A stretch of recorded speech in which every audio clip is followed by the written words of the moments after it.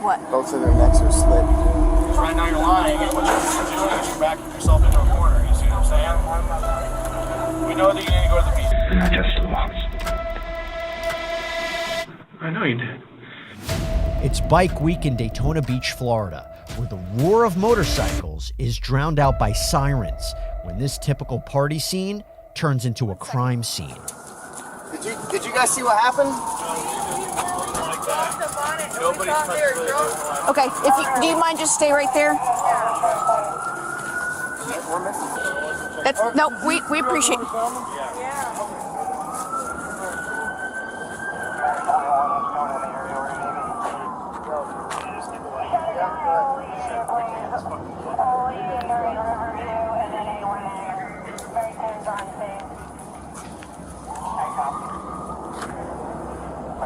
Police responding to a 911 call about two people lying in a pool of blood found another disturbing scene: abandoned bicycles, a purse, and a clump of hair on a sidewalk nearby. The victims, 48-year-old Terry Altman and 55-year-old Brenda Altman, had been returning home from Bike Week festivities when they were brutally attacked and killed.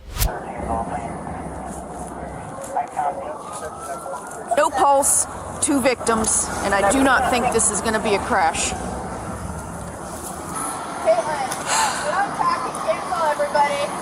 Watch where you're walking. Yeah, I am. Okay. They didn't get hit by a car. What did he say?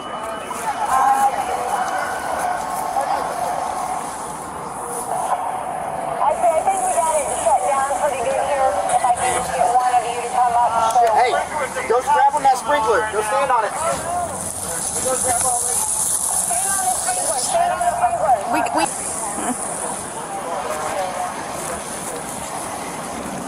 Who's coming up from the south end? Coming north.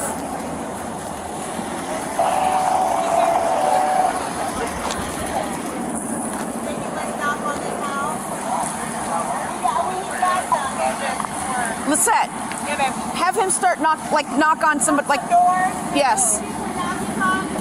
Watch where you're walking. Get out of the grass. I have no idea. Who is letting people come into this crime scene? I don't understand. At the curve, please stop traffic.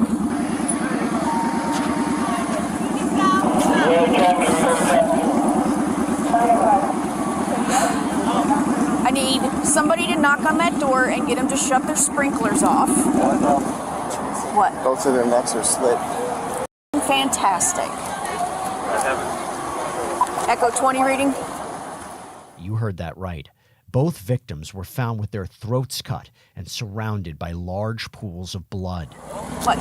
They want to put a blanket on her. It's dark as over here. No. The less we do, the less we do. That's what I thought. That's what I thought. Nobody, all of EMS can go. Their necks are slit. Their necks are slit. Which monitor is ours? So, give me a second to contain it before y'all walk up in there. Please.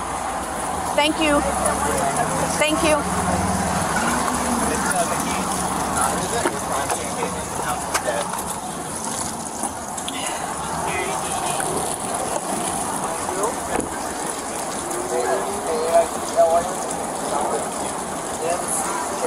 I don't need any more crime scene tape. I don't understand. How is this difficult? I'm telling people what to do and nobody's doing it. My people are doing whatever you want us to do.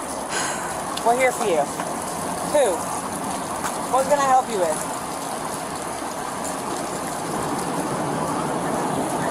What do you need, babe? I'm thinking right this second. CID's here. I know. What? Suicide kind of thing? Or No. Their necks are slit. Investigators later noted that marks on the ground suggested the couple had been, quote, dragged across the sidewalk and placed in the front yard of a residence. Furthermore, police said Brenda's shoe was found in a bush nearly 15 feet away from her body. what is it? Do we know? Murder? Was it? Murder. They're both, their necks are slit.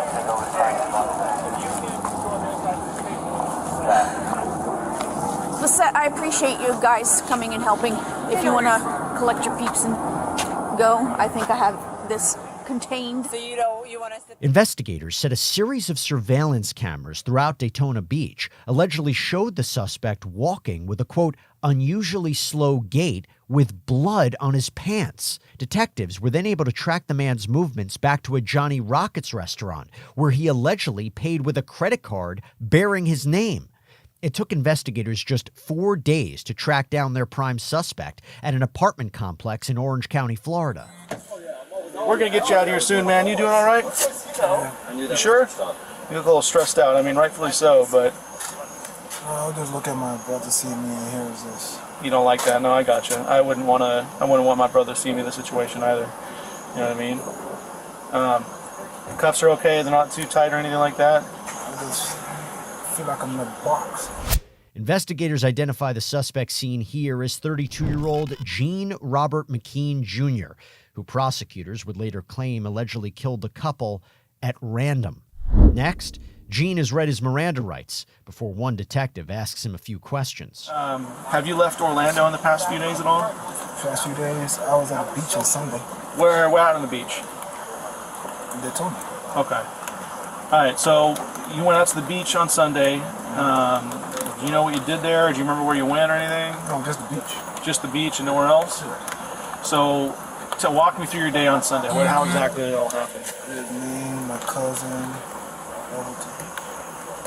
Okay. That means I said, hey, birthday Saturday. So it's like, it's just that, you know, you said Daytona, it's like.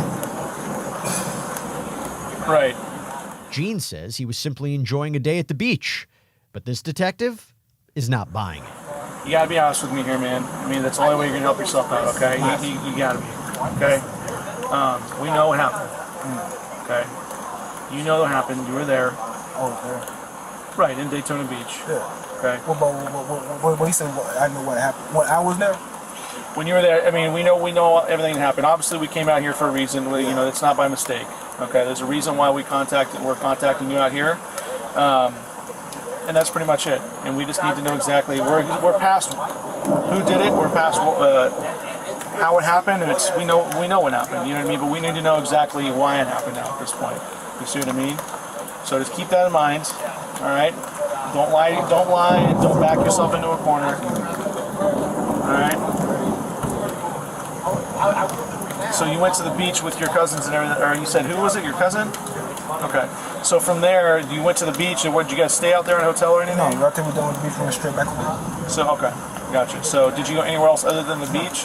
So when you drove into town, you went straight to the beach, and then you went straight home? Yeah, it's like a little day, like, you know, family day, just go to the beach. Okay. So The 32-year-old maintains his initial story before the detective decides it's time to be frank with the suspect. What if I told you that I know that you didn't just go to the beach? What's that? We know you didn't just go to the beach. Okay, we have proof that you didn't go to the beach. Okay, and you need to come out and you need to be honest with it, because right now you're lying, and what you're doing is you're backing yourself into a corner. You see what I'm saying? Why am I lying? We know that you didn't go to the beach. We know you went other places other than the beach. Okay, you know that, right?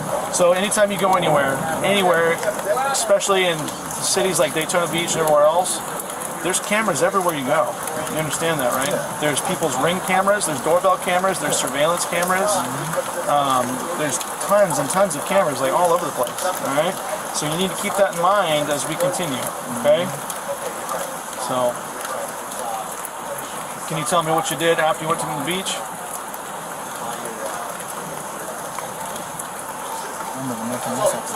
Did you go out walking around or anything like that? No. You never did? Okay. I went around the beach. Can you tell me why this happened? I don't remember nothing. Yeah, I just remember we went to the beach. You just went to the beach? Yeah. Okay. All right. Fair enough. Just went to the beach and then you just went home. Okay. Well, we stayed a little while. Okay. Just to the beach and just went home and just walking up and down the beach. All right. Well, I'm going to tell you this. We know you didn't just go to the beach. We know we have a lot of information, a lot of evidence that you weren't just on the beach, that you were in a lot of other places other than the beach. The detective then tries a different approach when Gene reveals some new information. That's you. We know where you were. Listen, man. You gotta be honest with me, okay?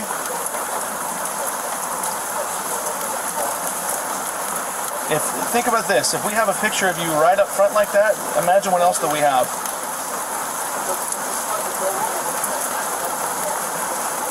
I'll tell you what I'm gonna do, man. I'm gonna step away from it and I want you to sit here and think about everything for a second, okay? I need you to do me a favor. I can't remember because I was drinking. Okay. Well, if that's the case, then that's the case. I was drinking. You were drinking? All right. So you were drinking. So what happened, man? You just tell me what happened. You don't know? Gene now says he had been drinking that day, but remains tight-lipped.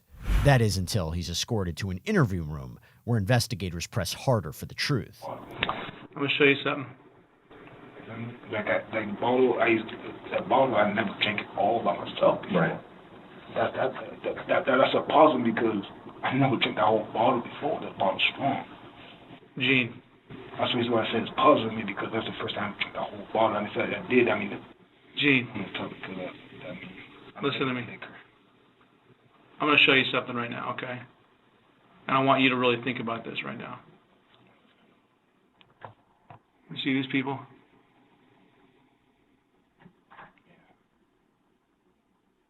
If you show me, Do you know who that is? if you show me these people, Do you know who these people are, Gene? well, if you show me, I mean, Do you know who these people are? no, Do you know what happened to them? they're tough. Gene doubles down on his claim of being drunk and questions why investigators showed him a picture of the victims. But seconds later, Gene is presented another photo that detectives suspect he might recognize. Do you see this? This is you. We know this is you. Okay? Do you think that's you? Is that you? Yes. Of course it is. Where's your pants and boots at that you got rid of? Where are they? Because you woke up with them. That's what I'm saying. Where are they? Where are they? I don't know. When you woke up from this trance,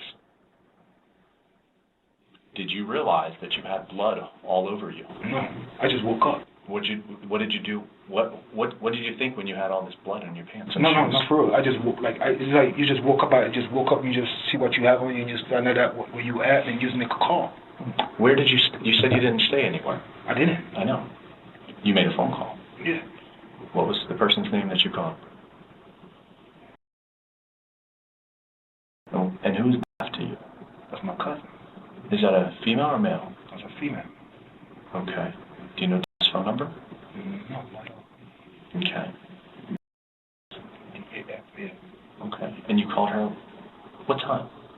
I don't remember exactly. Well, you woke up out of the trance, so was it nighttime or was it daytime? When I woke up, it was morning. It was morning. Was the sun out?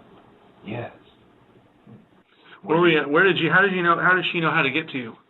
Got a call. Yeah, but how did you know where you were? I look around, you know. Just Where were you at? Especially I used the GPS. Where were you? I don't know exactly where I was at. Were you at a store? No, I was outside. I know, but were you near a store? Were you on the beach? No, I was just outside by a store, but I don't know what type of store. Gene fumbles through his story, and it doesn't take detectives long to call him out. No. Just drinking and You're lying. You're lying. And you know what? Because I heard the saying, You want us too much on your emotions, your real emotions. That I didn't know none of that. I just woke up. I had a mission to go to the beach, relax, and then come back. And everything else just happened because I was drinking too much then. Because that's all I could remember. I tell you what, everybody drinks too much every now and I again. drink too much. But Listen to me. Everybody's been there before. You and I both know. I've drank too much before. He's drank too much before. Everybody in this room has probably had a little bit too much to drink. But they don't go out and they don't kill people. emotionally, it must have been emotional because I've never been emotional when I'm drinking. It must have been emotion that made you kill Brenda and Terry. Brenda, What happened? You need to tell us right now what happened. Otherwise, I remember I was on the beach and I kept drinking so much. no. The detectives leave the room to give Gene a moment alone when he makes some alarming remarks. Not They got me more stressing out here, bro. This life just kept dropping more stuff in my lap, man. They dropping more stuff on me, like more stuff keep happening on my hands. My hands? I should know. Moments later, one investigator returns before Gene makes a chilling confession. I should just stay by the beach.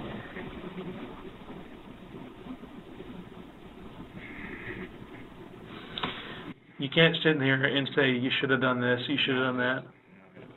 I know I said that. I know I said that. You can't though, right? Yeah. I know I said that. It's just something that's the way I cook it. No, you can't just pass it off like that. I mean, yeah, you're saying you shouldn't say it out loud, but that's the start of it right there. You should say it out loud. You need to say these things out loud. You know what I mean? I should have listened to myself to like whatever was pulling me. Yeah. Because I could have something to I wanted to leave the bike, but something was pulling me. Mhm. But I kept going drinking, just kept going. But I don't know why. Yeah. And that was all. And I just lost. I know you did. I know you did.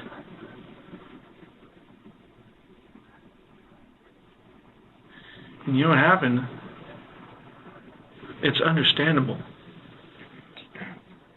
It is understandable. Do you see what I'm saying? That felt good to get it out.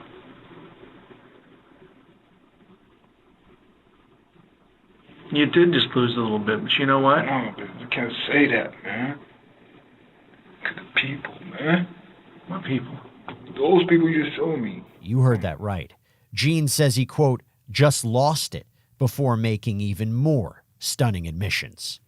So tell me, what were you thinking? Like so I know that you guys passed by each other, right? They're walking one way, you're walking another, but then you turn around.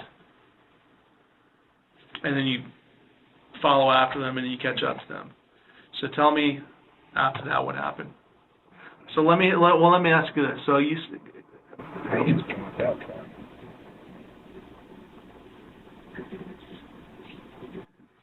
So when you caught up to them, what happened?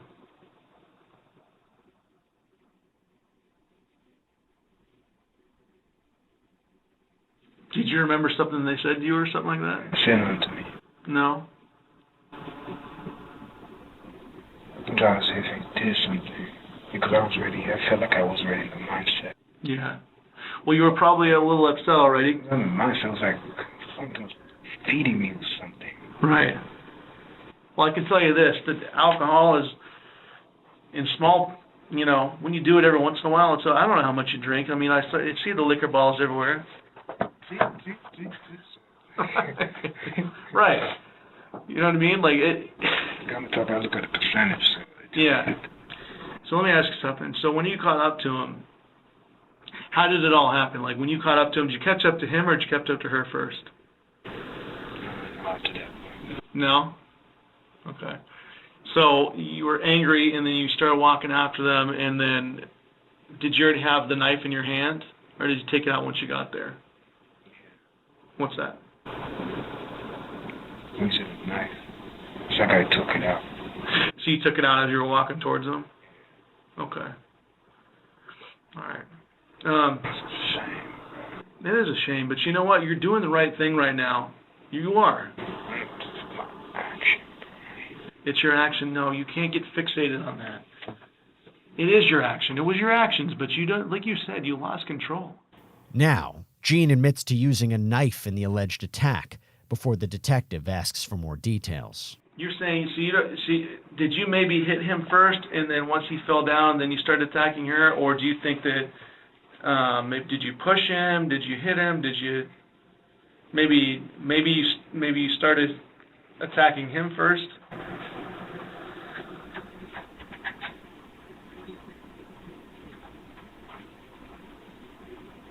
He fell.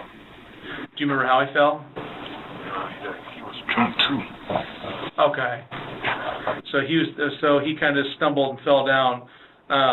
Was he saying anything when this was happening, or was she saying anything?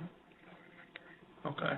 Do you remember where? So when you were using your knife, do you remember how you were using it? Like, okay.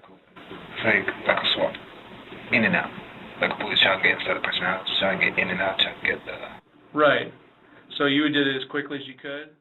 With no clear motive, investigators continue trying to understand why Gene allegedly carried out the attack. And like, so once you said you attacked her first, and then how were you attacking him?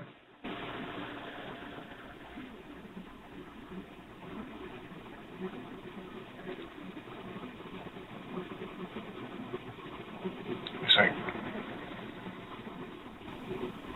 like a bomb rushed. Mm-hmm. So was he standing up at that point? No. So you bum rushed him, and then once you got to him, what happened?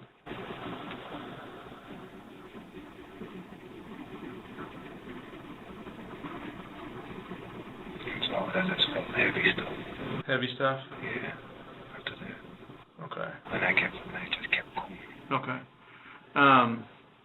Has this kind of thing ever happened before? What? What stuff? Like, do you ever do stuff like this and then like, oh, I lost control? That's what I'm saying. Yeah. That's because I test myself ahead of time. Right. Because I've seen this happen before. Yeah. Okay. Now it happened to me, it's like, that's rubbish. Yeah. Rubbish. I like that. A Florida grand jury charged Gene with 2 counts of first-degree murder with a weapon. The 32-year-old faced the death penalty, but ultimately accepted a deal and pleaded no contest to the charges. He was sentenced to life in prison without the possibility of parole. Hello? Gentlemen! I know you want the gate open, baby. We're working on that right now, okay? Their most autistic child, whose name is basically caged into the downstairs living area. And when I say caged, he's naked. There's feces around. It's extremely messy in the area, and windows are boarded up. It's just before noon in Henderson, Nevada, a city just outside of Las Vegas, where a simple welfare check is about to reveal a horrifying secret. Jeffrey? Sorry to wake you up, bud. What time did you go to bed? About 2, 3. This morning? Yeah.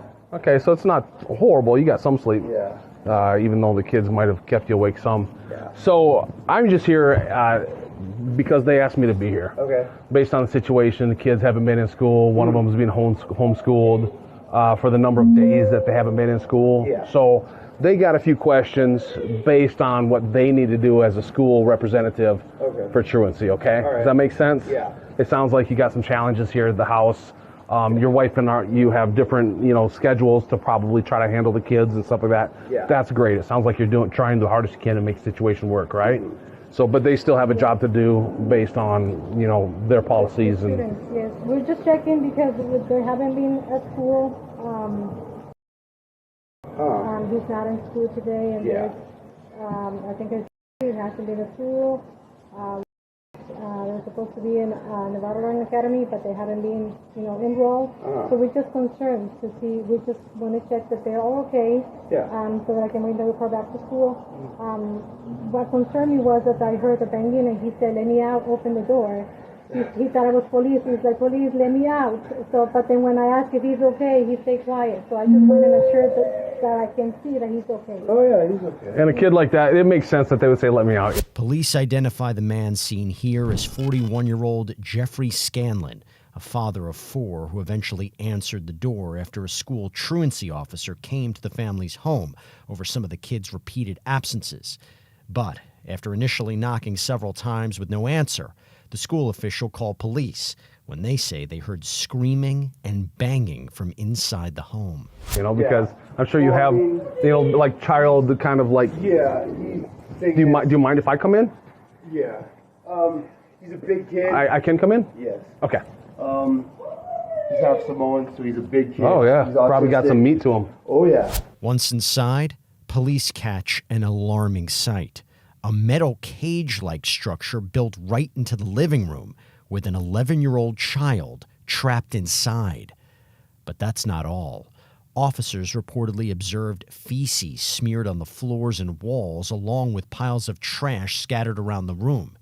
Jeffrey is quick to offer up an explanation.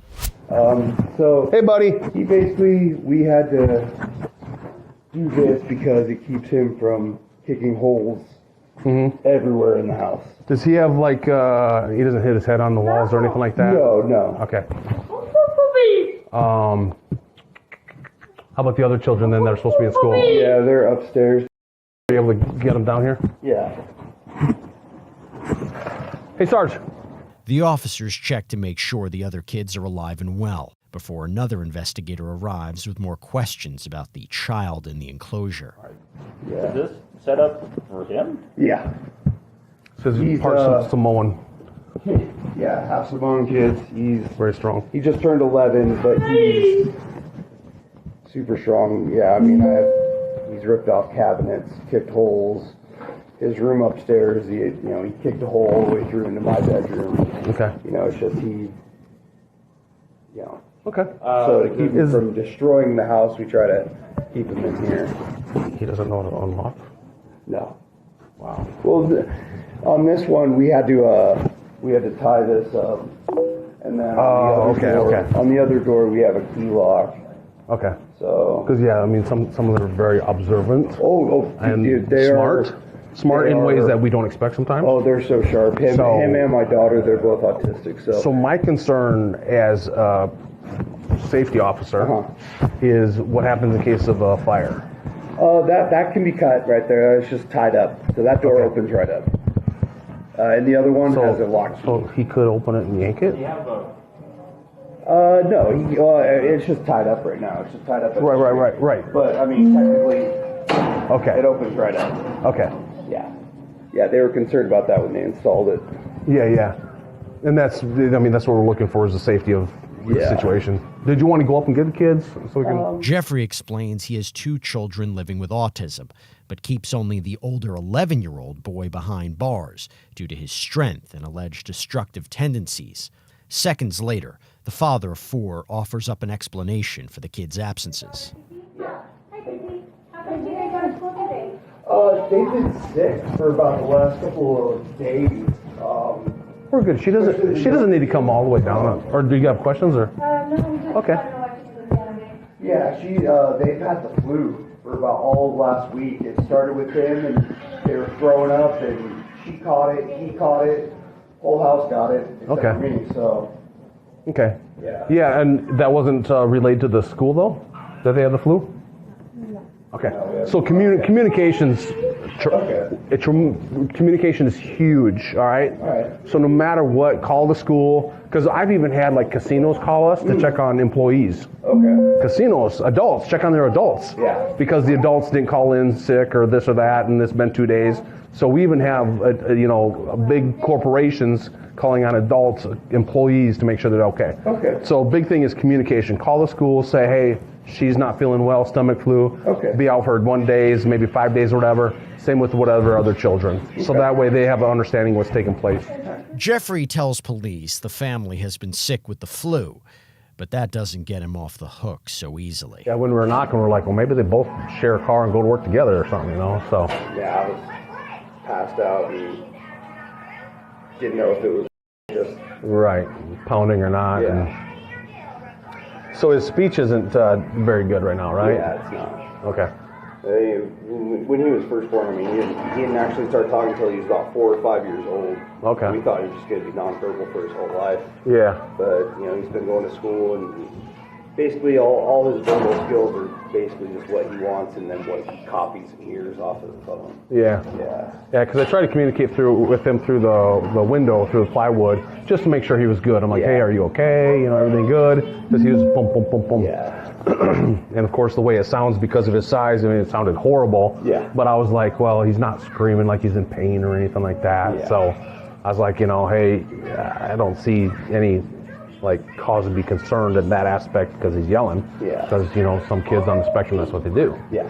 I was just like, as long as he's, if he's, using his head like some of them do, as long as he has a helmet or something like that, But, yeah, his feet to kick. doesn't look like he's got any injuries or anything like that, so that's good. Yeah, we've had to, all this plywood we've had to put up just so he doesn't break windows. Yeah, I noticed the one window was broke. Yeah. I mean, that made sense when I seen it. I'm like, you know. Moments later, the officers step outside to discuss the situation. Find out how long they've been here. Okay. How long the kids have been. How long it's been like this. Okay. Does he know the video's coming out? No, I didn't say nothing. Okay. I was about to start yelling in there, and so I walked out and took a couple deep breaths. Yeah, I was trying to play cool and keep him talking. That's what I told him the truancy. I'm like, right now I'm leaving the kid right there because I don't need to have to wrestle an 11-year-old autistic kid now. Yeah. While we're waiting for everything. Yeah, I mean, the kid is that for me? No, that's 2-11. Oh. They said, because it's been about an hour. Yeah, this is. Yeah. Unit score 4. But, so it's just when the detectives come here, we have everything set up so we can talk to them. Or I can talk to them, as long as we have people in there. While waiting for detectives to arrive, the officer calls CPS to give them a rundown of what's going on. So the situation is we're gonna need somebody out en route here. So we got our SVU on the way.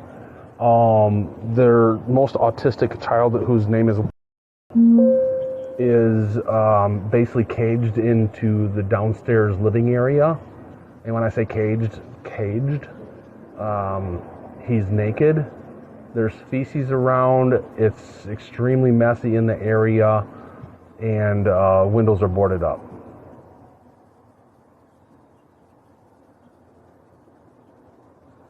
So when our SVU gets here, I don't know what children may need to go with you guys, but this is extremely autistic, very strong young boy, because he tears apart the house.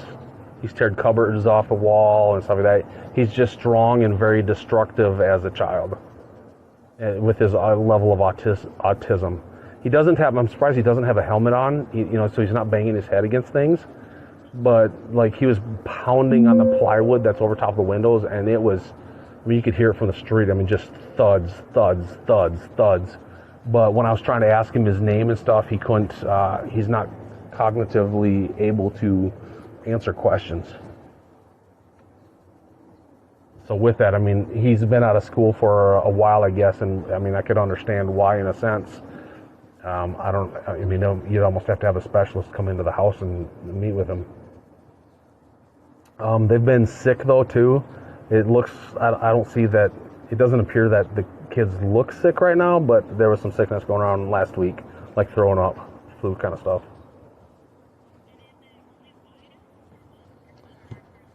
All 4 children are in the home, so all the walls are open, but across the main entrance into the room that he's in, it's like a metal fencing that goes from the floor to the ceiling, like a bar, metal black bars that you would see probably like as a fence to go into the backyard or something like that.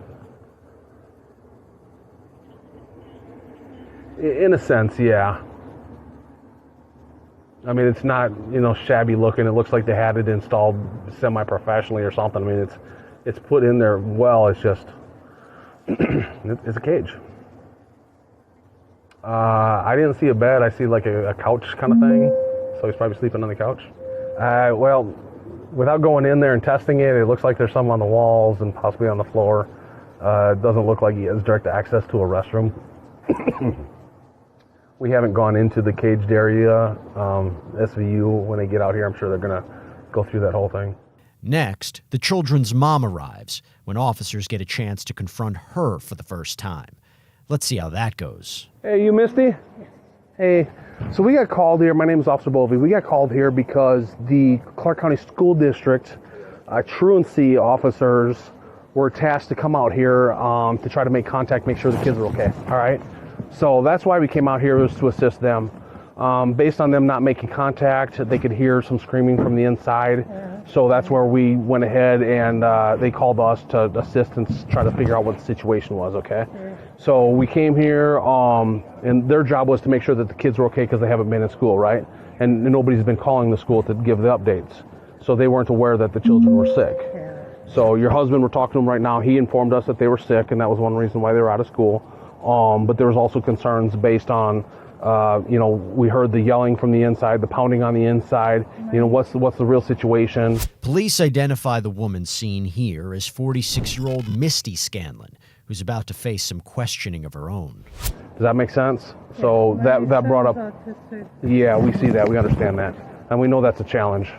So based on that, going in there, talking to your husband was asleep, so it was hard to get him up. He finally came to the door, so we were talking to him, trying to understand the whole situation of everything. Does that make sense? So based on that, we're here now. We're going to be sticking around for a little bit. We got a few more questions to ask and go from there. Does that make sense? Did you leave work early? All right. Well, thanks for coming out early. You have some questions, sir? What we're doing is, just so you know, and I was letting your husband know, the pool, the truancy, whatever that is, that's a concern of ours, right? And then obviously the condition of the house, you come in, you see kids things everywhere, right? It's a concern of ours. So right now what we're waiting for, one of our detectives is going to come down, we'll talk to you guys, make sure that everything's good. If everything's good, then we're going to get out of your hair, and then we'll go from there, okay? But obviously when we open a door and you see a cage and a kid and things everywhere in disarray, it concerns us. So that's what we're going to figure out. That way you're not like, hey, what are they doing? We're here, we're waiting on the detective. They'll talk to you. We'll do an interview. As soon as the interview's done, we'll figure out where we go from there. Does that make sense? Okay. Hey, real quick, no weapons in your purse or in the house or anything like that? Where are they at? They're put away. Put away where? There might be some In the garage? They're not upstairs or anything? we have some upstairs. Were they in the master bedroom? Okay. So the boys share these rooms up here, right? All right, they don't have access to that right now? Okay. Are they in a safe or are they in something that they can't get access to? They're in our room. We always It's in your room? Okay. Your room's locked? All right. Let's stay out of your room for now until the detectives get here and we'll go from there. I'm going to let Callahan know not to let everybody go through.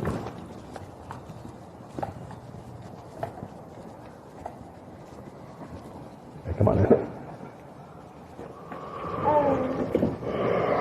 So, sorry, it's a little warm up there. Now, back inside the home, investigators have a few words of advice for the suspects. Now that your wife's here and stuff like that, there's going to be a little bit more movement. Just want to make sure there wasn't any weapons. She mentioned about some shotguns upstairs, so we just asked that nobody go upstairs into the bedroom. Okay. So, yeah, the double doors, we don't want anybody to go up there. There's just shotguns that aren't necessarily, they're not the gun safe, right? They're just secured up there. So that way, it's just a safety thing that we have to go through. So, I understand. yeah. When did you have this installed then? A few years ago. It was probably 6 years ago. Oh, wow. Okay.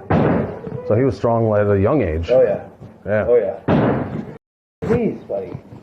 It's just part of his stimming. He just. Oh, yeah, yeah. You know. That's yeah, I get it. So we actually have, the good thing about this is we can start a conversation and stuff. We have a team right now. They're called Crisis Response Team. And their main goal is to help people like this in this situation, having these challenges and things like that, no matter what the age is. Because they're, from kids all the way up to, 80-year-olds, So when we, and they also help with like suicidal people as well. But they come and help and provide resources. Try to help out, find a program, a plan, things that can help out the family. Because I know he's grown up with it, you've grown up with him and stuff in this realm. Yeah. But sometimes you get stuck in the same patterns and don't realize, all of a sudden 2 years later, there's more resources out there, but you haven't looked for resources for 2 years. Does that make sense? Yeah. So there might be more resources out there that you're not even aware of. Okay. I know sometimes the schools are very good at helping with resources as well. But they have their protocols or people they work with, and we're kind of independent in a sense that our team, it's a newer team, so it's probably why you haven't heard of it, but they're newer at dealing with these situations, or not with these situations, dealing with helping people. So, but they're able, because they're new, they're grabbing all this information everywhere they can come from.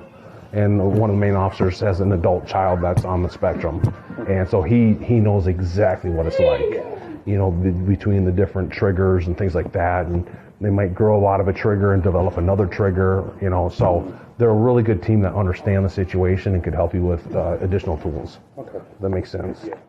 The officer keeps the suspects talking before reinforcements arrive to speak with the child in the enclosure, who doesn't appear to be happy with the situation. Hey, the bubble guppies? Oh, the gate open. You beautiful voice. I love to hear you talk. Can you tell me something else? The gate open soon? Yes? Would that make you happy? Oh, I can't wait to make you happy, buddy. Gate open! He doesn't answer loud. He's just. Hello? Gate open! He wanted out of school. I know you want the gate open, baby. We're working on that right now, okay? So it sounds like there's some done with that, being bullied and things like that. Okay. But yeah, I'll keep it. Where does Dad go? The master bedroom is up there, right at the very top of the stairs to the left, and there's shotguns in there. So, if by chance I don't catch it, We're working on the gate right now, sweetheart. Here we can see inside the room, with boarded up windows and what investigators said is feces and trash. Let's continue. Hey, can we talk about the words you know? Yeah, the words you know. You like the gate open? Why, do you like the gate open? Yes! Oh. Do you like to be back here? Go back here. Here, in this room. Do you like this room? Lordy. Hey, buddy. Do you like this room? Or do you... Out? Yeah. You want the gate open? You like the gate open? Yeah. Soon. See you real soon. So guess what? Guess what? Soon, gate open. Yeah, soon, gate open.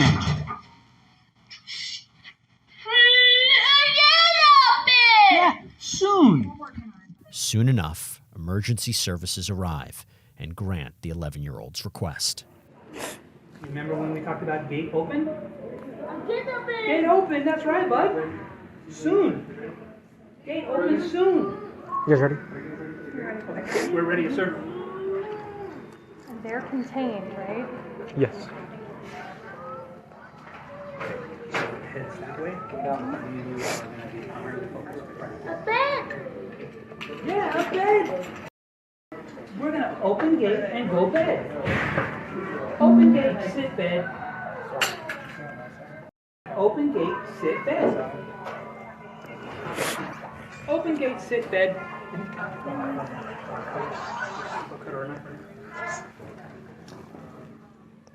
Battery level is low. We'll just wait. Hold on, just wait 1 second. Yeah. Yeah. Oh, maybe I can tie it.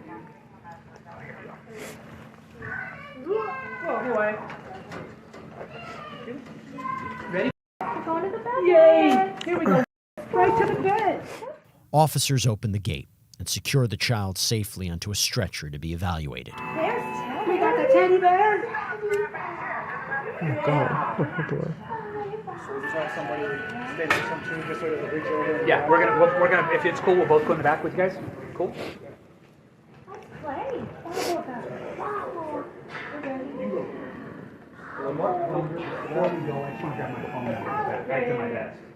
Jeffrey and Misty Scanlon were arrested and each booked for 1 count of child abuse and neglect. The couple later pleaded guilty to a misdemeanor child neglect charge and were each sentenced to 1 year of probation. Safe with you in there. You're not released.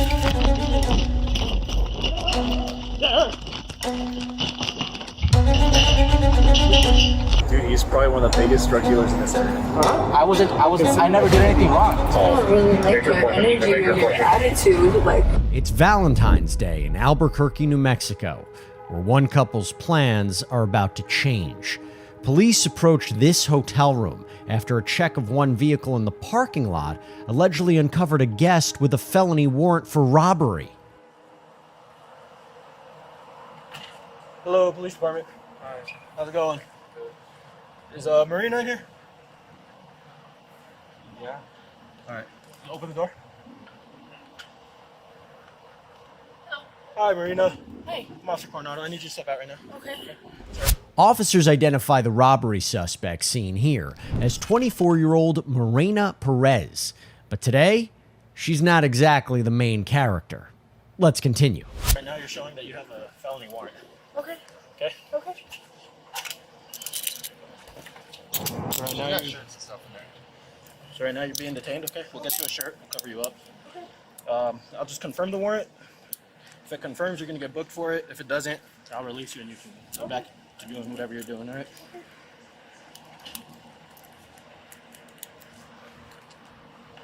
Keep the dog inside. Yeah. She needs shirt and stuff. Will you give me a shirt, please? Or a sweater? I have a sweater right there. Who's this guy? He's just my friend. Friend. Yeah. Thank you. That's fine. That's fine. Thank you. He's not. Okay, but the way he's acting, I mean, I have paraphernalia. yeah, That's why I'm just I know, like, but with the way he's acting, we're gonna...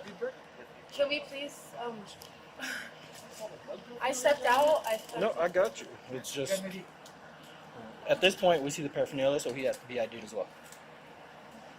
Okay, but like. Just trying to get you covered up, and this is all knotted up.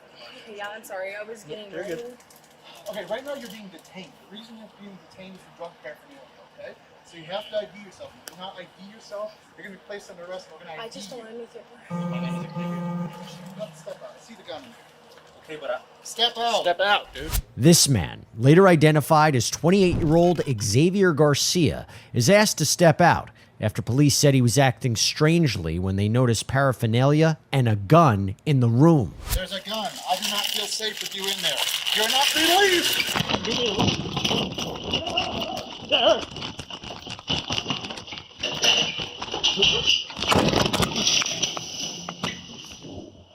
Baker 433 foot chase.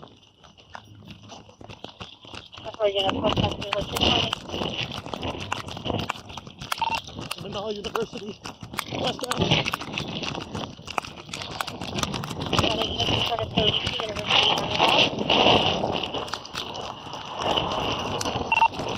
Get on the ground now!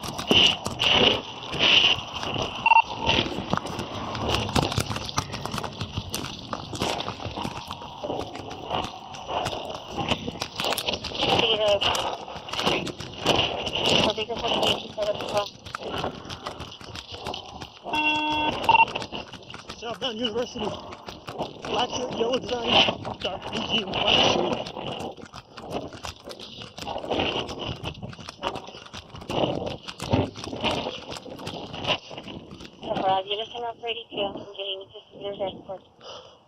Get on the ground, dude! 413 and 34. 1042. Oh, yeah.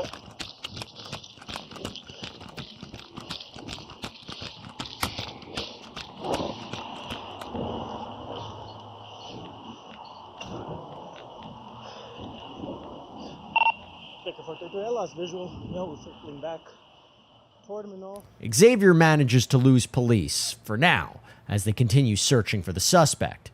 Meanwhile, other officers get a look inside the couple's hotel room. Attention, anyone inside. Group 221 Albuquerque Police Department. Walk toward sound my voice and hand free clear of any objects. If you do so, I can ensure your safety. If you do not force me to use against you, final warning. She in the car? Yeah, she's in the car. Her dog's in there, too. In the car?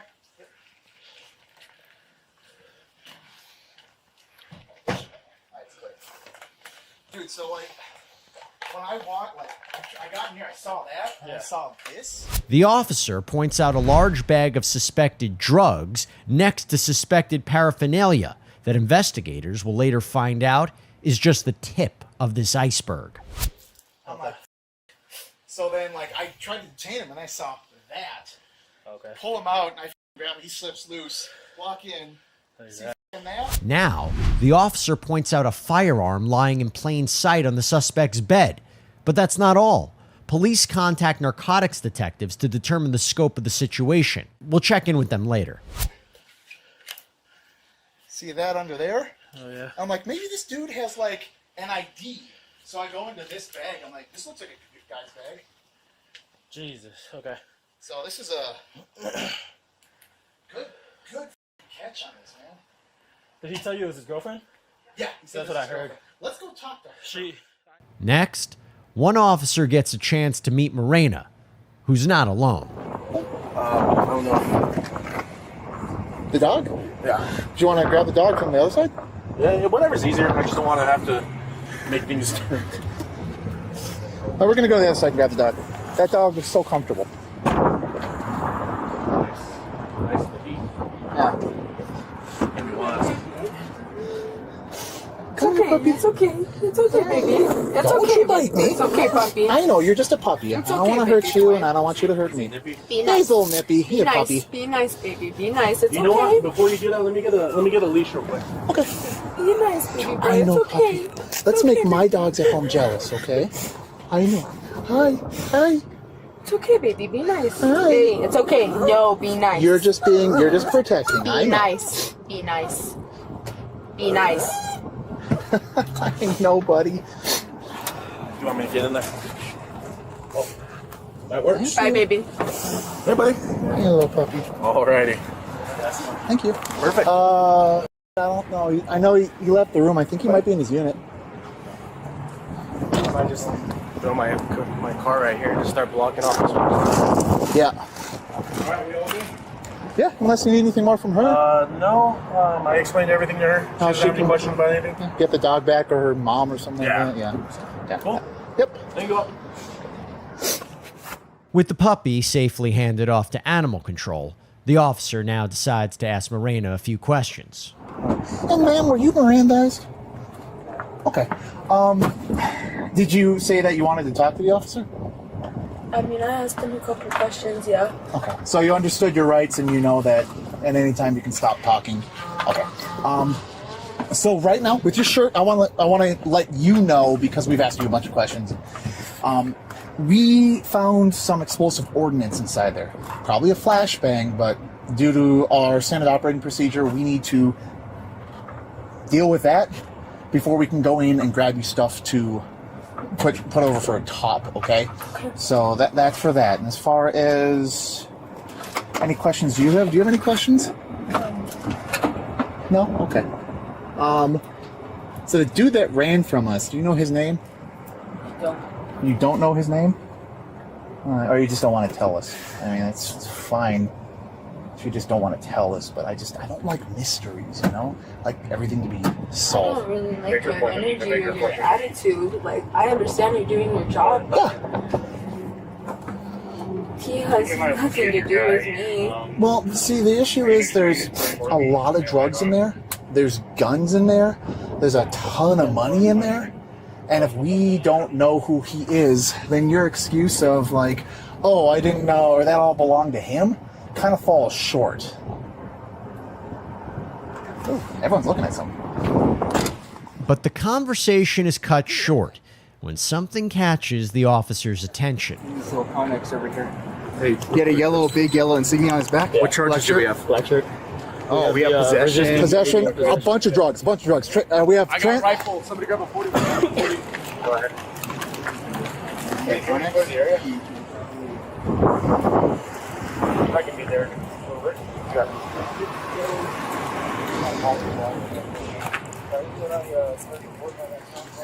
What charges do we have? All of them. Investigators operating a drone said they spotted the suspect heading to a nearby dumpster. With that, officers race to the scene, where police close in on him. So he's in this brown thing? Where's he in the dumpster? container, or do you have like real guns somewhere? No, it's that dumpster. Right behind the dumpster. See the west of the dumpster? He is hiding behind Show your hands! Albuquerque police! I got commands. Face away from me, bro! You are detained, you're not free to leave! You attempt to run, fight, or flee, force me against you! Stop! Grab the top of your shirt, spin in a circle, do it now! Grab the top of your shirt, bro. Pull up, pull up. I want to see your waist. Spin. You don't have to do that. Okay, drop down to one knee for me, bro. Drop down to the other knee. Put on your shirt real quick. Keep your hands up though. You got cuffs? Cuffs on top of your head? Yeah, lift your fingers. Are you injured, sir? Yeah. Where are you injured? Your knee?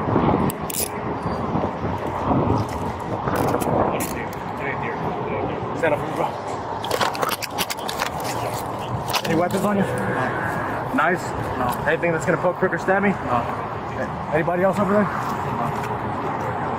Spread your feet.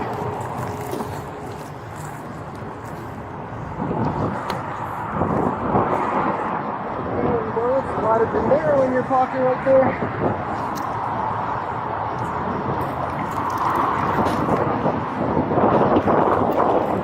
Let's go back this way. You got an evidence bench? Yeah.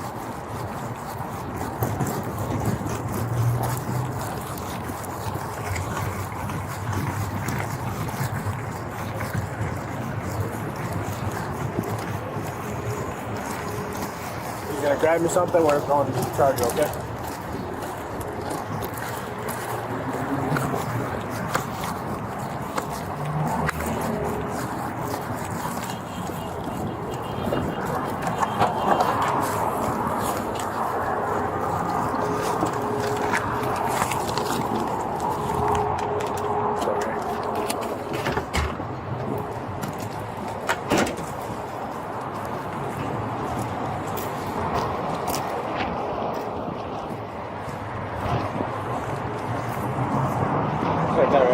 Registry for me.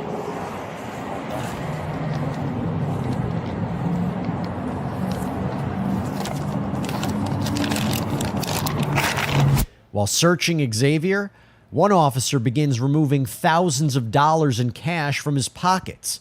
And seconds later, another officer starts questioning the suspect, who isn't exactly keeping his mouth shut. What's your name? Xavier? Are you sure, or are you lying again? Why would I lie in her? Well, last time you ran, so. I was being questioned for no reason. Like I asked, I said I want to speak.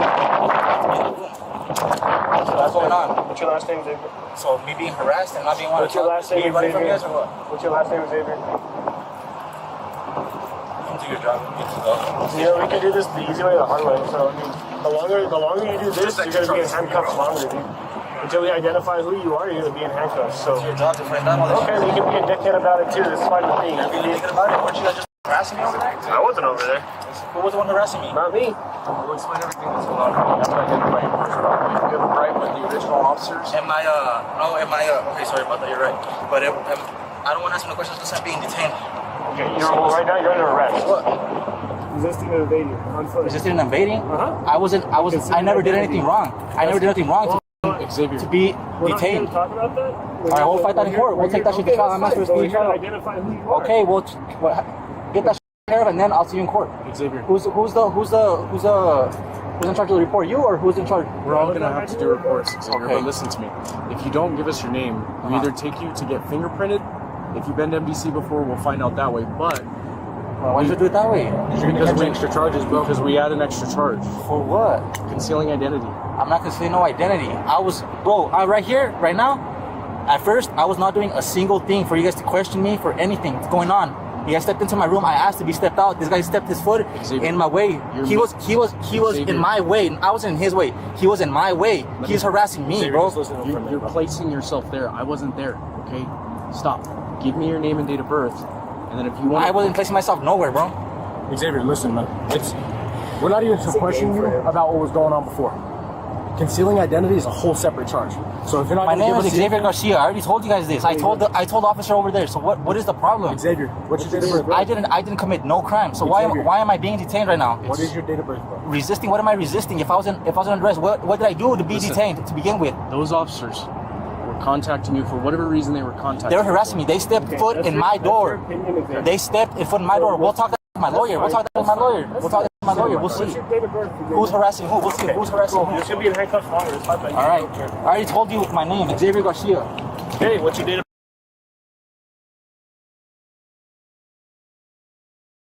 I don't want to touch this.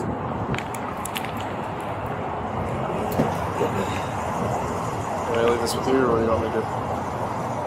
I'm not talking to you. No, hold on. We'll get him in first. You need a cigarette or water or anything, dude? Yeah, I'll grab you a water, dude. Just give us a minute. I'm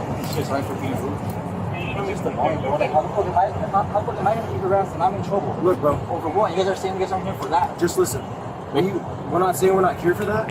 We said that. I wasn't there. We weren't there, bro. Okay. I wasn't here with the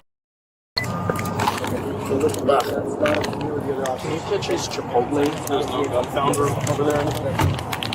I didn't see anything, but I mean, that guy was actively dumping trash as we were approaching. Yeah. So, what do you want us to do with the money, dude? Just hold on to it. You'll hold on to it? Yeah. I pulled it out of his pocket. I would say, we'll help you count it, but I would say put that in the trunk. How much cash is there, dude? $8 grand? Okay. Tax returns must have been nice this year. Dude, did you use TurboTax or something? Moments later, officers reconvene at the hotel to discuss the situation. 4 or 5 felony 29s. For him? Confirm him? No, negative. I gotta confirm her. 4 or 5? Oh, I thought it was, for some reason, I thought they were calling Alex. Forgot he's 33. Oh, he's going to be getting a whole bunch more. Every single one of those in there is a separate felony charge. I guarantee you, Trafficking. stolen, scratch off their number guns. Maybe even like homemade, like they stamp the receivers. They're taking all that cash too. That is, man, yeah. Yeah, there's a ton of. So, like I said, when I went in to go see if they had an ID for that dude, I went to the bag and I unzipped the front pouch, and it's stuffed with cash. 100s too. Dude, he's probably one of the biggest drug dealers in this area. Yeah, I think because that's why you see the 3 fibers out here always, because they're waiting probably for that. Yeah, and they get to hang out at that bus stop because that's their excuse. It's open door right there. 221. So we already got like everybody around out, got everything out. But I'm just saying, this will be important to inspect the whole.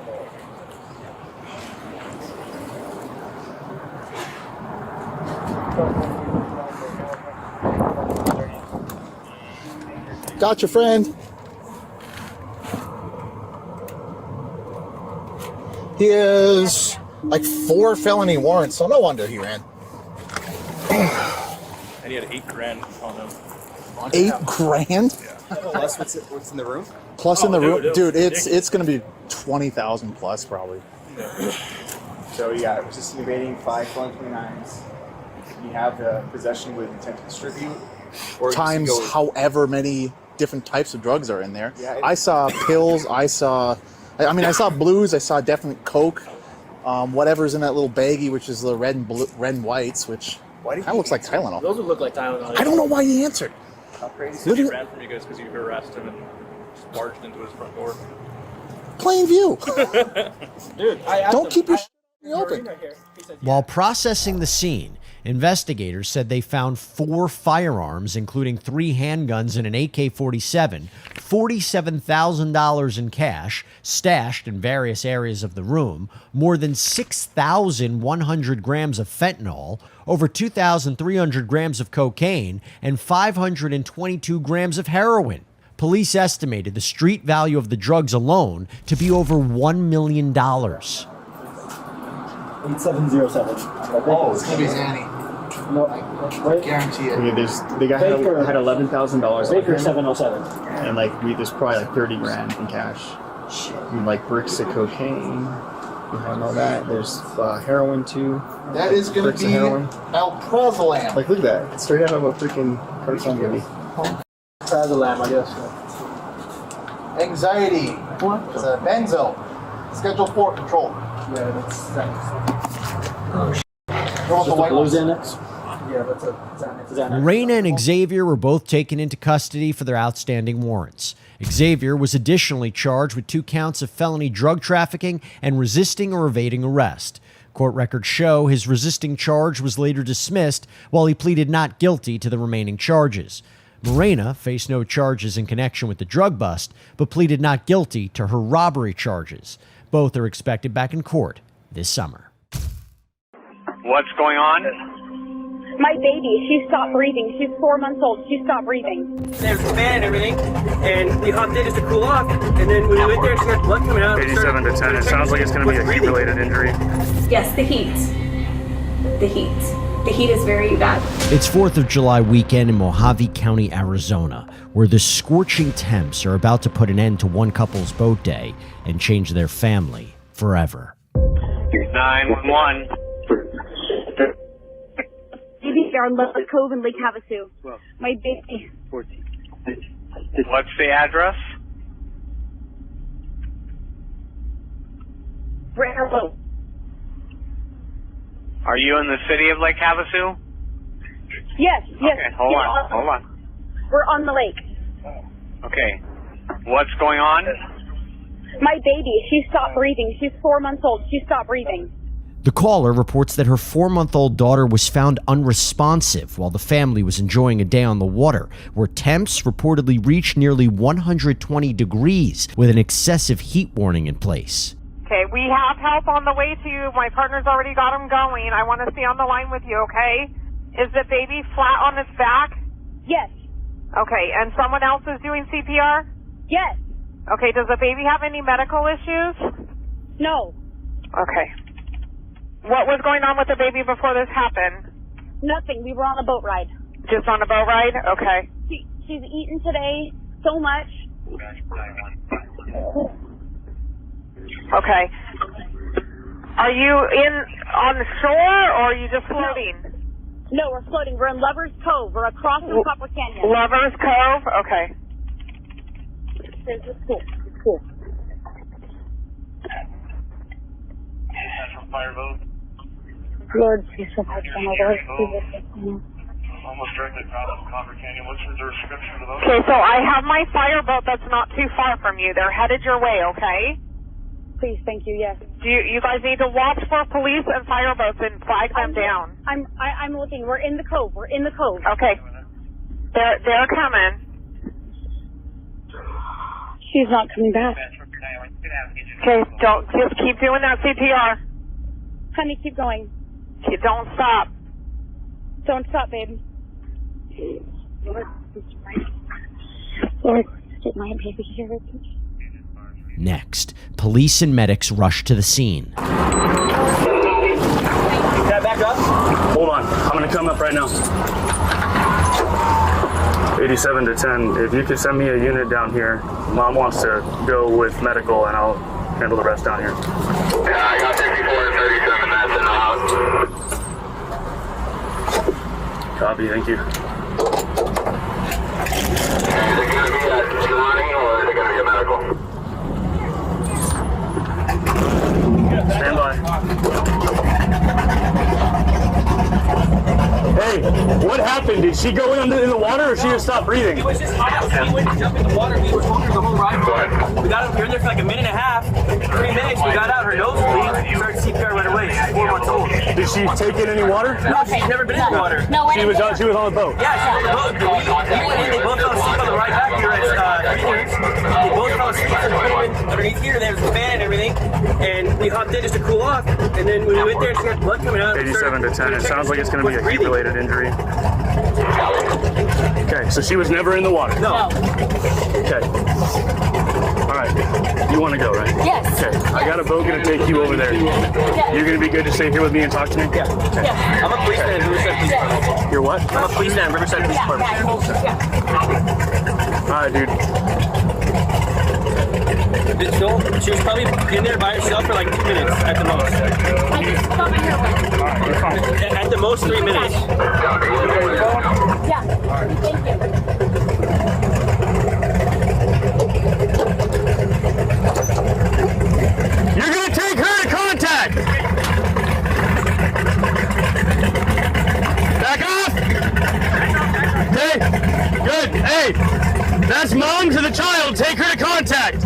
keep your lights on. Get there as quick and safe as you can. 87 to 10. I've got Mom on board with the BSO boat. They're heading to contact. Do you have your ID? Police identify the parents as Matthew and Alyssa Robalewski before trying to figure out what exactly happened. High off to the back of this boat, right there.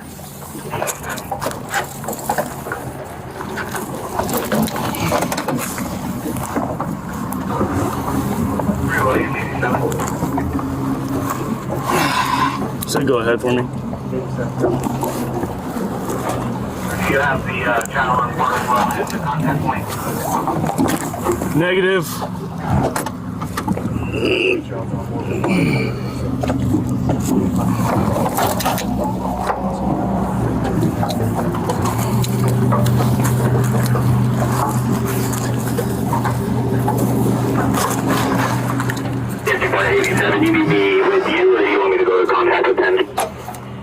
Go ahead and go to contact, see what they need. I've got this handled. Good? I'm gonna just redo this because this might pop off.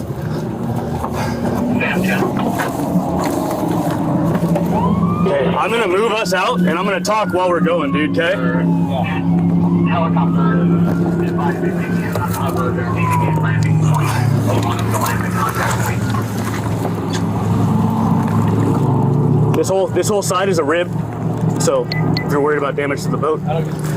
Okay. So, run me through one last time how this all happened. We've been at 3 dudes. Yes. Since like 10:30, 11. We're in the shade, covered up. Just left like 30 minutes ago. She was on Mom during the ride. Sure, I can't copy. I'll give you a 21. She was asleep too. We put them both underneath this little cuddy tether. We jumped in. We were there for like 2-3 minutes at the most. Came out. She had blood on her nose and she wasn't breathing when we got in. So we started CPR immediately. So was she unattended or was she with Mom the entire time? No, she was with Mom the entire time until we jumped in the water to cool off when she was asleep. Mom put her down here. She was on Mom's lap on the ride. Okay. She fell asleep. We went in. The boat was off. We jumped in the water to cool off. She had blood coming out of her nose when we got in. And she had no pulse immediately started CPR. And that was 1 minute before we called. And that was in this cove? Right, yeah. Right where you're at here? Yeah. Okay. So how long was she unattended asleep right there in the cabin? 3 to 5 minutes. 3 to 5? And you're positive she was breathing prior to that? Yeah, because Mom was holding her. Matt, who says he works as a police officer, reports that he and his wife had briefly jumped in the water, leaving their infant unattended for a few minutes, and returned to find her not breathing. So you guys were down at 3 dunes or steamboat? 3 dunes. 3 dunes. You came up here. Cool off. Cool off. Okay. Did baby fall asleep on the ride up? Yeah. Yes. She was pretty whiny before we left. That's why we wanted to leave. Mom was feeding her, and then put her down there to leave her jump in the water. It was super hot. There's a fan, everything in there. Did she at any time today get in the water? No, not her face, no. Not at all. We got her bathing suit wet, but never her face. Did you guys start CPR? Yeah, immediately. You did? I saw her, the nose was bleeding. You did, or your wife? You did? CPR the whole time. The whole time until fire got here? Okay. And then they obviously took over? Okay. So, at most, she was down there unattended when you guys jumped in 5? Yeah. 5 minutes. Okay. First responders suspect the incident to be heat-related and continue questioning Matthew. Besides her being whiny, was anything off about her today? No. She was just tired. No, nothing. Has she eaten anything today? Drank anything today? She was drinking milk all day long. You don't remember when the last time that she had something to drink? She was nursing the whole ride over from Fugitive to the coast. Breast nursing? Yeah. Or nursing from a bottle? No, breast nursing.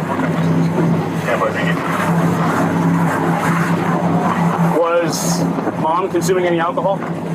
She had a few beers. A few beers? Yeah. I don't know what she was drinking. I was taking care of them most of the day. Hello? But nothing like excessive. Okay. Yeah, she's in Alyssa and her we're in the hospital right now. They went on the police boat. I'm getting going in by the sheriff right now to go get my truck. Yeah, when we got back in the boat, her nose was bleeding. She wasn't breathing. We started doing CPR until they got there. I don't know. Alyssa doesn't know anything else other than the ambulance. Alyssa got taken out of police boat. I don't know what happened. Minutes pass before the officer arrives at a dock to let Matthew off the boat to be with his family. Stay tied off for a sec, yeah. You guys need anything else from me? No, man, I got everything I need from you right now. You want me to leave the keys to the truck in here? Or you want me to take them and we'll figure it out later? Is it fine to stay here for a little bit? Yeah, it's fine, dude. Can we have him arrange as soon as you drop him off? Maybe If that's what you want, if that's good with you. You want to leave the keys with him, he can arrange it and get it all done while you handle your... Let's go. He probably needs business. Yeah. Thanks, guys. Hi, man. Matthew is escorted to the hospital where the child's mother is waiting for news on the infant's condition. Meanwhile, another investigator steps in to chat with her. So what? Take me through... I know you guys were down at 3 Dunes. Yeah. Take me through everything step by step, as much detail as you can from there. Okay. We were time to go, so we packed the shit up. Everything was a normal day, regular, and packed the stuff up, started heading north. You're asking for as much detail, so I know it's probably shit I don't care about, but whatever. I'm here to listen, find out what's going on. We were running up the lake as normal. I was holding her with a wet swaddle on her to keep her shaded and cool, and with everything else, her hat wet. I get her wet, obviously. Everything's fine. It was hot as you know, so we decided to cool off. We rolled into Lovers whatever. What do you guys call that cove? Lovers. Lovers Cove. Yeah. Okay. I heard him call a couple of things. So we pull in there. We have the crawl through in our boat, so we keep it real cool down there for the girls with the fans and wet stuff. So I laid her down there to go jump in the water and cool off. I was in the water for maybe 2 minutes, just jumped in,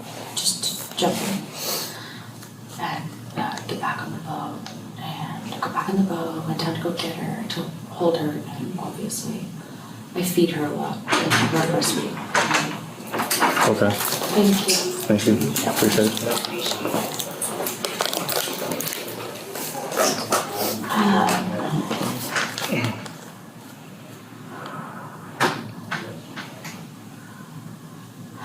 Went to go get her. Do you have kids? I do. Are they young kids? I've got a 1-year-old and I've got another one that's due this Wednesday, so. Congratulations. Thanks. What I was asking that was freeze dried fruit. My 2-year-old's obsessed with these freeze dried strawberries. It looked like a strawberry. I don't know how I know it's so weird. I went to grab it, I realized it was blood and mucus. Obviously, I freaked out and took my jacket off. She was okay, so I grabbed my husband really quick and gave her to him and said, do CPR. And I immediately grabbed my phone, which was right there, and called 911. He continued CPR. I called 911, checked on our other daughter. She was responsive and okay. Tired, but okay. And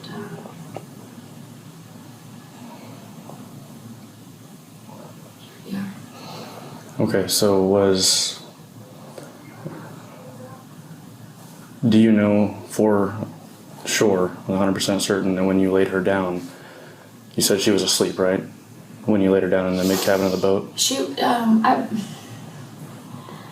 You said you were holding her on the way back up from 3 Dunes. Yeah, I was holding her. I don't know.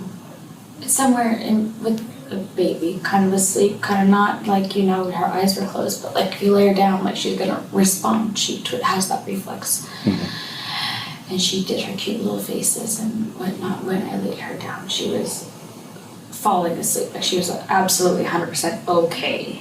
Like, you know for sure she was breathing? Yes. You saw like the rise and fall of her chest?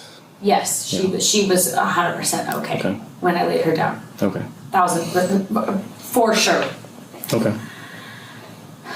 And then you jumped in the water, and it was right there where we contacted you guys at, right? Right there in that part of the cove. Not all the way to the back, but right there. No, we didn't. We killed it, jumped in, and we were getting on. We immediately floated into it. We weren't in the water for more than a couple of minutes. And it wasn't anchored. It was just floating. No, we were just floating. Just killed the motor to jump in and get out, just to cool off. Okay. Alyssa tells a similar story, describing a mid-cabin area of the boat where the couple claimed to have kept the baby shaded and with a fan blowing near her. Did she ever get super warm to the touch, or like super warm or anything? No. No, and I keep her cool. I do. We bring chamois too, and then I have them cut into strips. Okay. I get that wet. I put that on her. I keep a swaddle on her. Okay. I feed her all day. She eats so much. Do you? I guess, is she like on a feeding schedule, like where she takes so much every so often, or just whenever she gets fussy, you feed her? She wants to eat, I feed her. Okay. Okay.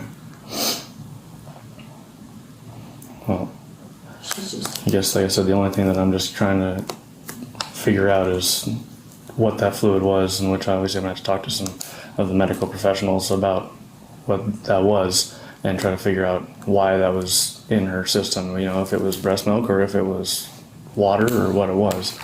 So that's where we're kind of at. I need to go talk to them as well, but I'm going to talk to Matt, and same thing, just have him run me through the entire day and figure everything out. So, you okay? As okay as you can be for a mom going through a terrible thing?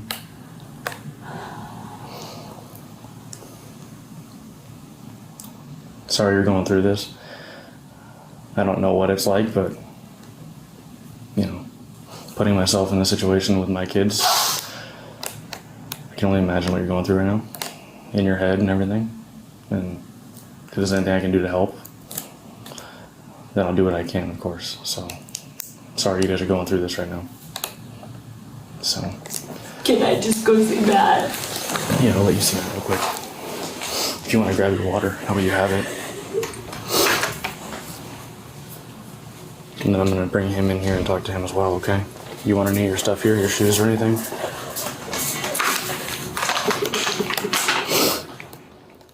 Seconds later, an alarming update. You want me to bring one of the chairs out for you to sit in? It's okay, thank you. All right. Matt, if you want to come in, I'll... She's with Gigi. They went to go get Devin. She wanted to go with her. I want to give you guys another update. So we finally got a line and we lost it, but we do have another line. It's an IO, so it's not the best line, okay? Baby is still with us. Baby had a pneumo, so we had a needle decompressor. What's that? That's when your lungs collapsed. So anyhow, so that's what happened. So we're already starting to transfer. She's still with us, but she's still obviously super critical, okay? But I wanted to give you guys another update. I told them again that you guys, they're just trying to finish up, and then they're gonna have you guys come back, okay? Thank you for that. Yeah.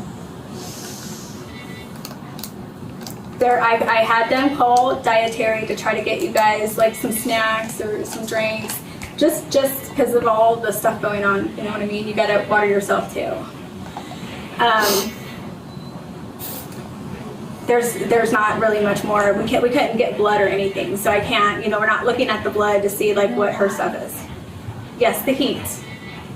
The heat. The heat is very bad. Remember when I told you a lot of times, especially because of how young she was, we've had, every year we have a lot of kids that are not used to here, and the people don't know, it's just this heat is horrendous, and the heat is usually what winds up doing this. Even though you dunked her and stuff like that, it's just because of how young she is, you know what I mean? It's not that you did anything wrong. I promise you did everything right. Thank God that CPR was started right there, because I can guarantee you if CPR wasn't started right away, you guys would not be having the baby with you. So that literally saved her. Okay? Yes. So far, they're doing everything they can, and so far, we're making small improvements, but they're improvements. Okay? So, I'm going to go back up here, and then, like I said, as soon as I can get you guys back, then we're going to get you back. It shouldn't be too much longer. Okay? We're gonna try and get her flown out to Sunrise and stuff. But is that Vegas? Yeah, it's Vegas. I'm gonna come back up here, and then I'll come back and get you guys in just a minute, okay? Thank you. I am. Despite life-saving efforts, the infant tragically died just before midnight. A medical examiner later determined the child's cause of death to be, quote, complications of environmental heat exposure, and deemed the manner of death an accident.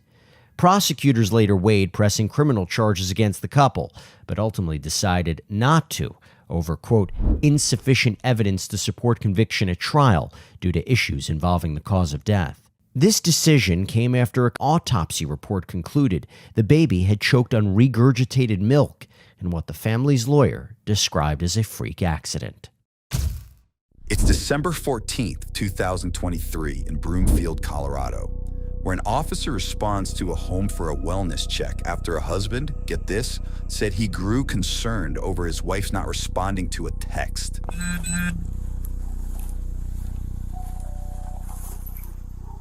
Hello. Oh, I'm their neighbor, and they called me. They're like, can you go see if she'll answer the Oh, yeah, he sent us as well, so. Yeah, I'm like, I live in the house. Just next door?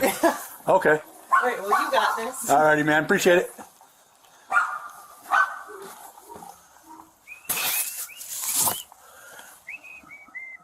The officer finds a neighbor at the door, who investigators would later learn was called by the same man to check on his spouse.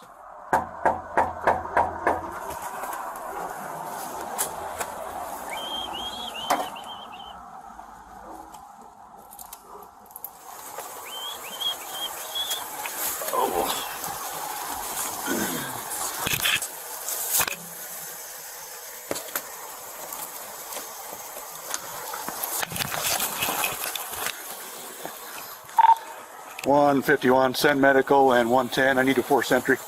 I got a female down in the garage. You heard that right.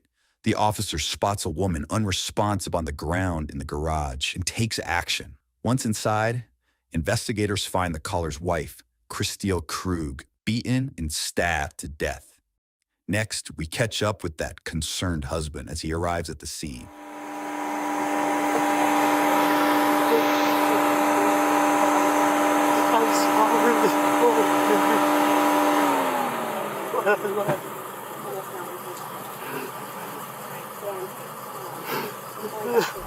Police identify the man, seen here, as 44-year-old Daniel Krug, the victim's spouse of over 20 years.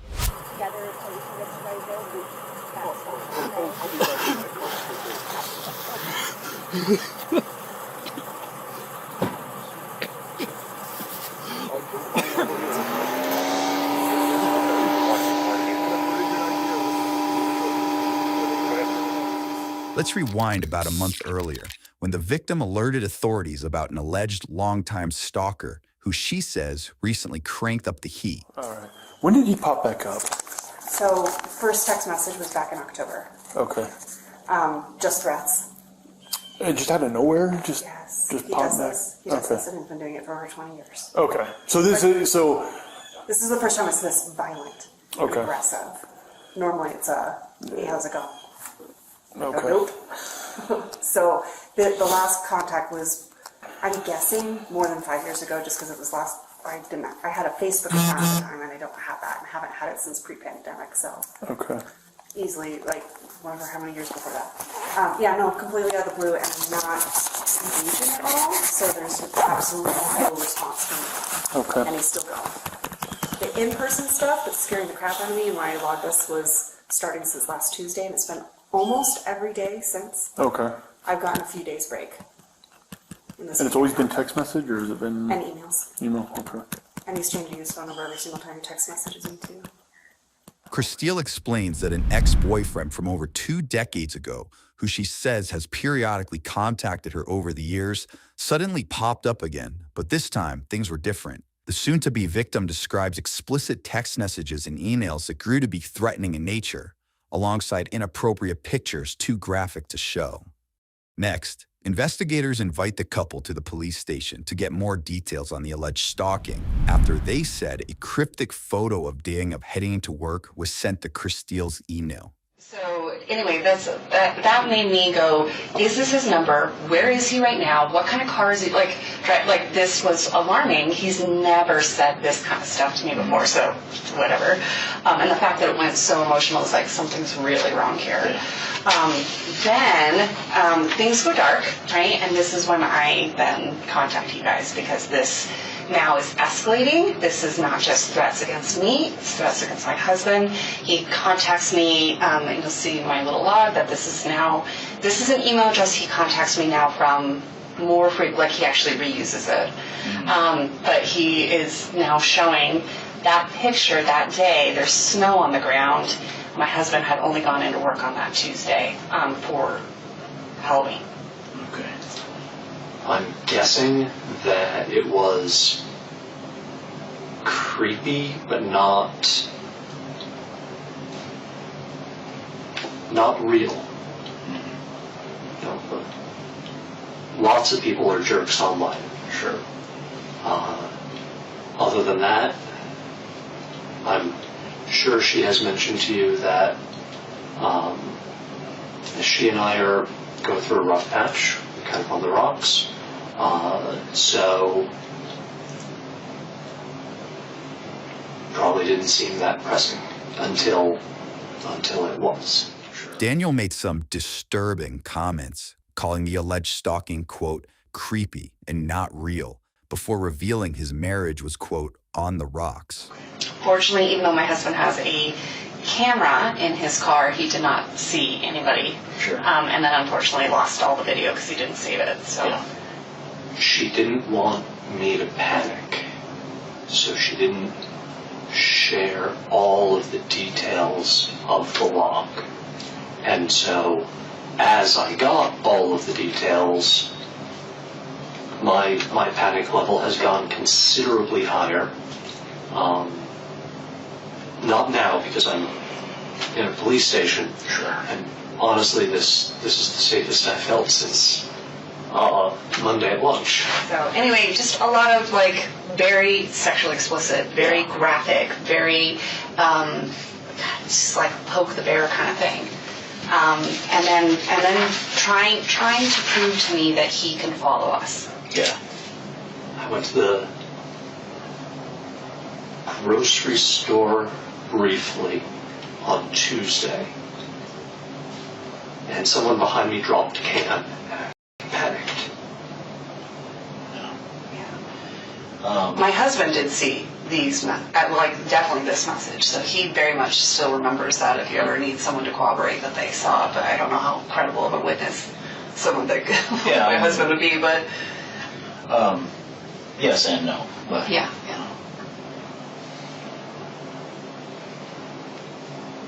So what am I doing? I'm panicking. And I'm doing a shit job of protecting my wife. As bad as I am, I care more about her safety. Yeah. Well, I can understand that 100%. I'm sorry for this. We're a mask around the kids. Absolutely. I'm sorry. Unfortunately, because this is now so distracting and so constant, and it just anytime my phone buzzes, I'm just I don't know what's coming my direction. That takes us back to December, where Daniel is caught on a surveillance camera, casually walking into work and waving at a security guard, moments before calling police. Springfield Dispatchers meeting. Hi there. My name is Dan Krug. I don't think this is an emergency, but this feels really weird. Okay. my wife isn't responding to text messages or phone calls. Okay. And we've had threats against us. We have both been targeted by a stalker. Okay. Threats have been made against my life. Okay. And threatening to like kidnap her, which is why I'm nervous that she's not answering me. Yeah, I didn't protect her. I was the person to protect her. Let them know about. She had a gun. She was supposed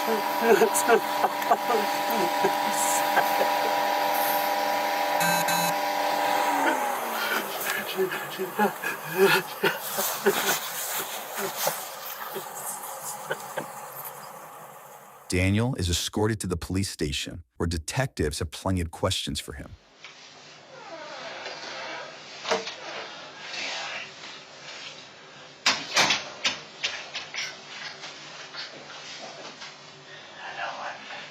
Did what you said. Call police. Couldn't you call police? Did what you said. I didn't protect her. It's not your fault. I was supposed to protect her. She was rushing me out the door.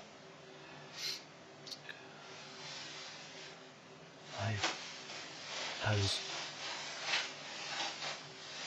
Greenfield. I was leaving. She told me that I had to go because she had a meeting. She was rushing me, and I went. She sent tissue, but she texted me asking me to pick up. So I canceled or skipped my my CFO meeting, so I could get, and I left her for this. And you couldn't get a hold of her. She sent you that text. And that's as much contact as you had with her today. And I panicked when the check marks weren't there.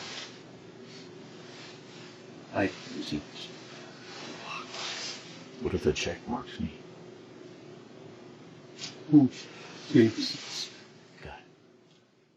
Daniel tells his initial story to investigators, saying his wife allegedly rushed him out the door before texting him about the kids shortly before the attack. Prosecutors would later allege that Daniel sent himself the message from his wife's phone in a suspected alibi attempt. That's when he said he noticed she hadn't read the text and panicked before calling police and a neighbor. Well, you mentioned earlier that she didn't tell you about something kicks. Which one was that? Kick man. That's what we call the sucker. Doesn't deserve me. Okay, and Midge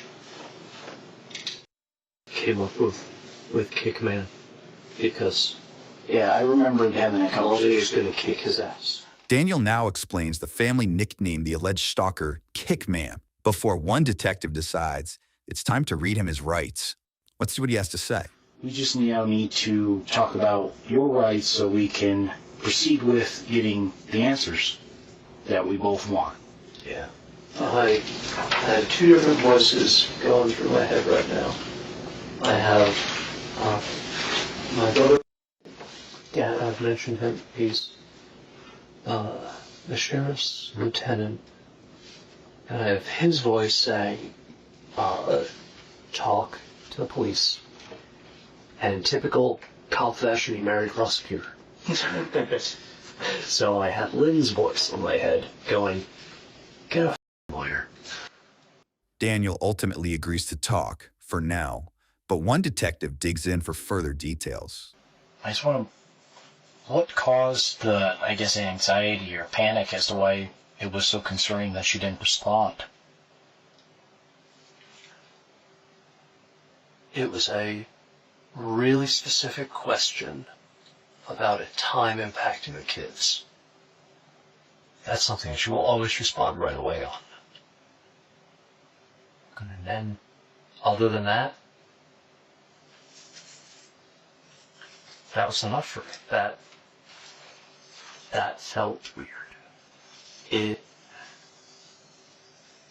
It hurt me that she didn't tell me about the stalker when it started, but she brought me in right away once he sent her a picture of me.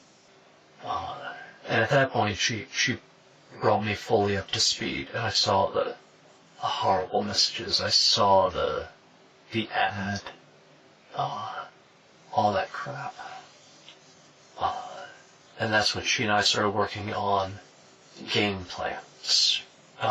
Again, what do we do to protect family, to protect the kids, define your threat level. She had a gun, she was armed. I don't want lethal items. We didn't let each other kind of be alone anywhere. I had to take dogs for dog for walks. We would do that together. So it almost sounds like all this kind of maybe even brought you guys closer, not maybe emotionally closer, but you guys were physically sort of working on things besides your kids. There was a mutual... Yeah, there was... Over the course of November, there was a better team feel. Okay. We respond to crisis. Right. And I told her at that point, I told her I didn't want to die for someone to care about me anymore. That's really hard. And I told her I wanted a divorce. And how does she take that? Angry. Obviously. Mostly anger that I said it now, with everything else going on. So she said she didn't want to talk about it until all of this was done. And then he got quiet, and we just kind of sat in the... I want a divorce. Okay. I have loved you for 20 years. Mm-hmm.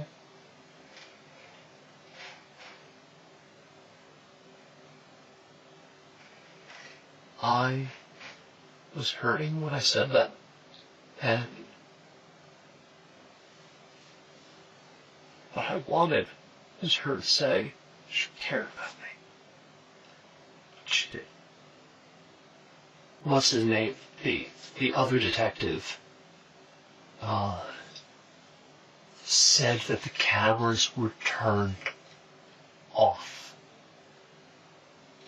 That shouldn't happen. The only way that the cameras can be turned off is through the app. One of us has to hit the button.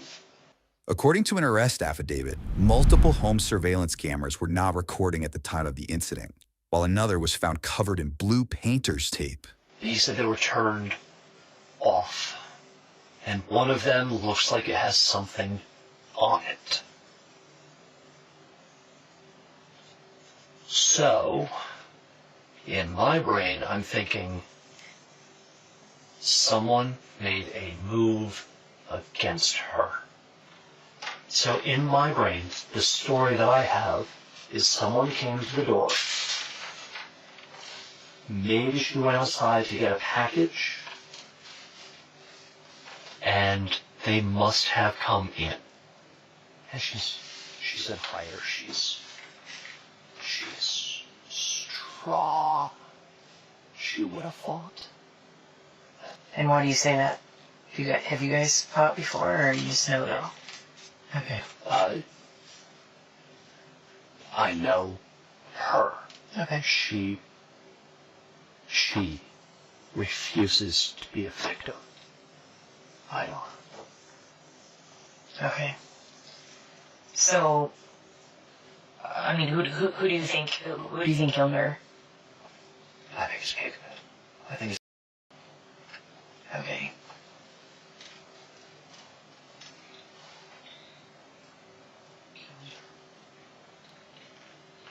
I'm sorry, that's the first time I really said that's this. I'm sorry to... Well, that's what happened, and that's why we're taking this so seriously. Now, Daniel again points the finger at the alleged stalker when investigators reveal some conflicting information. What if I told you that we had already spoken with him? There's no way that he was in town today.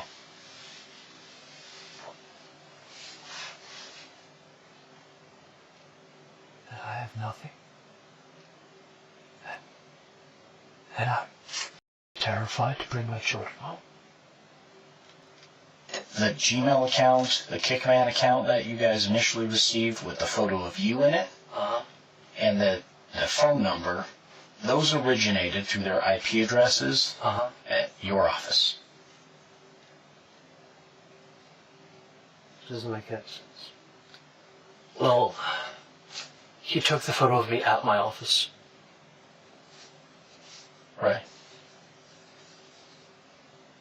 But both of those accounts originated from IP addresses that was back to your office. I don't know what to do with that.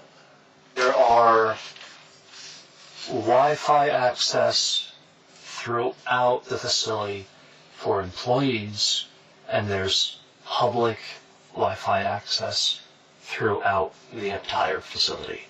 And we literally post the passwords in every single meeting room. Okay. Because I guess the biggest concern is just the timing of everything, that it just doesn't quite make sense to have somebody create an account, take a photo, and then immediately send it off, and then the account is no longer being used. None of this makes any sense. Things are certainly pointing in one direction right now. So I'm going to throw this idea out there, right? You know he has reached out to her in the past, a number of times. She's been very open about that, yes. Right. The last time was 2016-ish. He had asked her at one point if she wanted to have sex. I think he's approached her multiple times. Right? So this next time, if there's any bit of question about infidelity, whether it's with or anybody else, we might create an account to see if we can create a facade, or see if Christine's actually interested in me. So we ask her and push the bounds a little bit and see if that will confirm our suspicions of infidelity.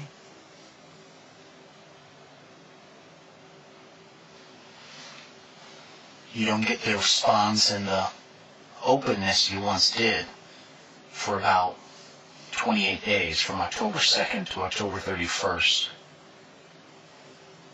So you amp it up a little bit. Send a photo of yourself to her, an account you create. See what her response is.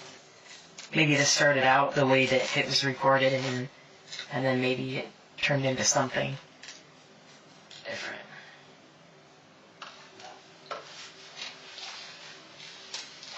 Is that to suggest that I would put my children through this? I think ultimately what happened today would bring you the closest to your children that you've probably ever been in your mind. There has to be someone that was able to turn off the cameras, that was able to access a password-protected system to turn off cameras, that was able to use your IP address from your work to create accounts, to send messages and photos, to act as a stalking suspect. Well, tell me. Help me make sense of it. I don't know, I'm not the one who does this. I'm analytical at work, and I read and write fiction at home. I don't do crime drama. I don't know what it is. If you're adamant that it's not Kickman, then there has to be some. Kickman is 6.5 hour drive from here. There's no way you could have made that drive. If you flew, we would have record of that. That doesn't show up on any sort of flight record through the FBI, DEA, Homeland Security, anything like that. And then, in fact, he was contacted in his house, severely intoxicated. Let's join officers more than 8 hours away in Eagle Mountain, Utah, where they catch up with the man who Daniel claimed to be responsible for the crime. I'm going to ask you a couple names to see if you recognize any names. Okay. Have you ever heard of the name Crystal Krug? She may have been Grimsrod when you knew her. Yeah. And do you know a Daniel Krug? No. No? How do you know Crystal? She was an ex-girlfriend. She's an ex-girlfriend? How long's the ex? Like how long ago? 1999. Oh, so like a long while ago. She was my very first girlfriend ever. Oh, okay. Yeah. When was the last time you talked to Crystal? Has it been a minute? It's been a minute, yeah. Like since you moved from... Yeah. Yeah. So that would have been what, back in 2014? Yeah. The ex was definitively ruled out after investigators said he had a verified alibi and no evidence to show he had traveled. All this time that we've been looking for him, for the protection order, and you just found him today, like that. So I've been looking at you, but I've been waiting for these records to come back.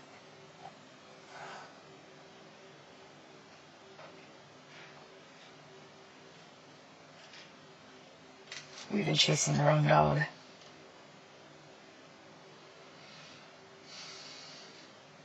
Am I under arrest? Is it? It sounds like you're accusing me. We have a lot of information that points your direction, and we were hoping that you could provide a legitimate explanation other than it wasn't me. We have publicly available internet. Say if we told you that other people you talk to that are close to your wife had expressed that she had maybe told them that she suspected you of having... She said that right to my face.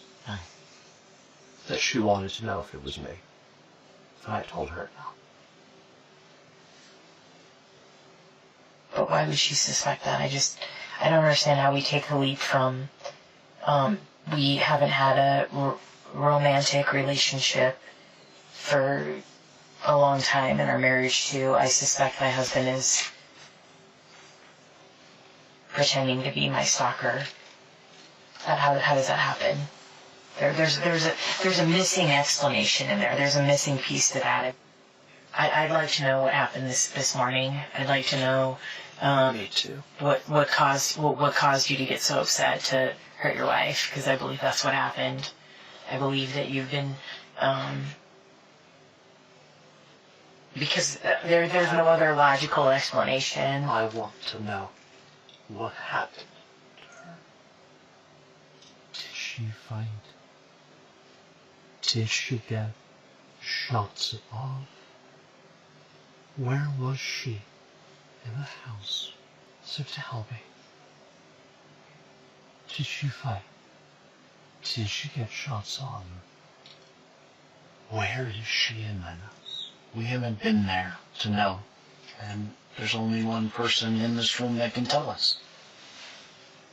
Detective King Solomon and I have been here with you.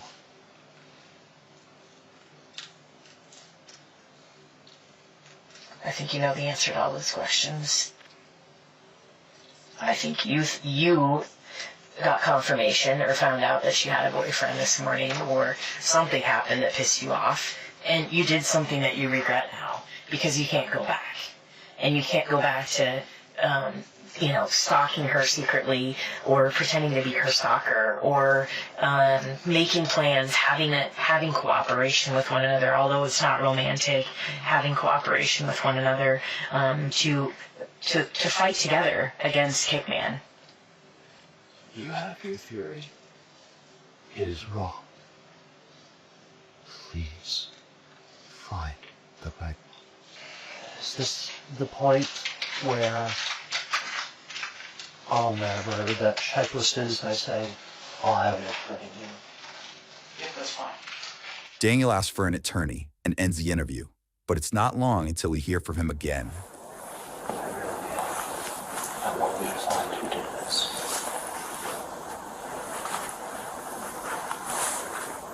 Because I know it's. You don't believe that? Fine. Just don't stop looking elsewhere. Do something. Okay? Find who did this. Are you married? With kids? Divorced? Right behind you. I don't care if you capture him. I just want the fucking pay. He took my children's mother for Christmas. According to the Broomfield District Attorney, Daniel was accused of freeing Chris Steele's ex and carrying out an elaborate plan to cover up his crime. A jury later convicted Daniel of first-degree murder, stalking, and criminal impersonation. He was sentenced to life in prison. Don't just assume it's me. Keep looking. Thank you. Step out. Oh, my goodness. Step out, ma'am. Is this Black Hawk Down? Like, who are these people? The police department. You got somebody on the floor, bro. She looks 607, bro. It's 6 a.m. in Tampa, Florida, when police receive a disturbing 911 call. Tampa Police 911, what is the address of the emergency?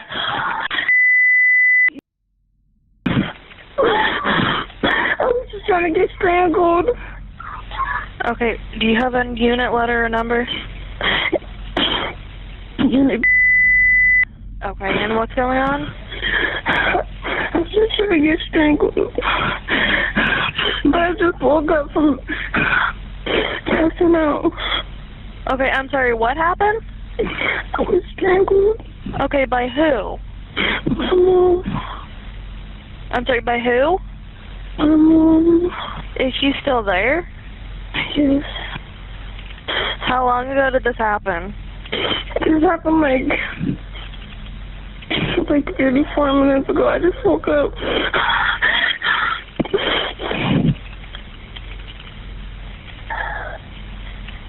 Okay. Where is your mother now? She's outside my room. The call cuts out, and dispatchers try to reconnect with the caller, later identified as 18-year-old Natavia Sanders, who told police her mother just strangled her to the point of passing out. Officers waste no time racing to the scene.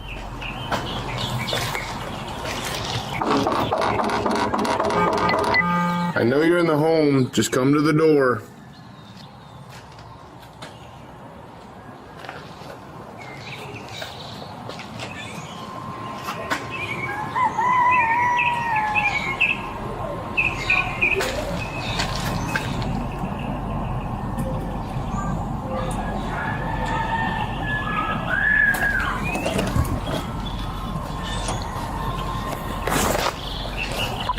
Three thoughtful. Did you guys attempt to call back? Because now the lights are out. I think I hear him screaming upstairs, but I can't tell. One officer thinks he hears screaming coming from inside the home, when seconds later, backup arrives. What's up, brother? Wait on upstairs. Was it? Turned it out, and then I couldn't tell if it was screaming upstairs or where it was. Look, the couches are up on the wall. You see this? Like up here? See this? Yeah. Almost like, they're not barricaded, but you heard screaming? Yeah, Did you hear a scream for help or something? I couldn't tell. Police department! I couldn't tell if it was arguing.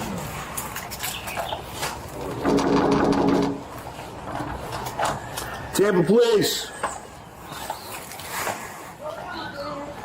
Come downstairs!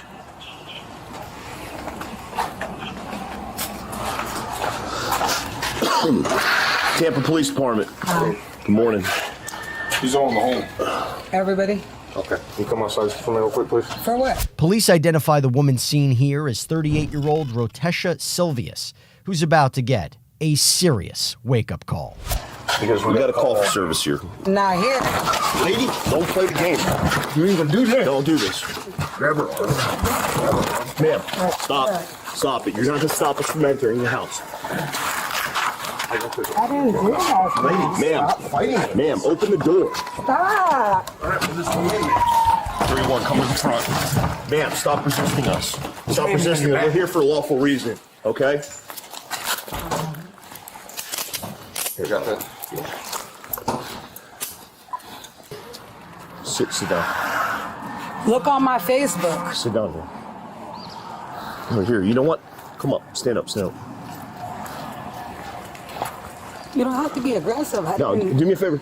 Hey, stop. Hey, do me a favor. Just hang out with her. Where my car? I gotta go upstairs, man. In the car, please. Figure it out. Just keep an eye on this.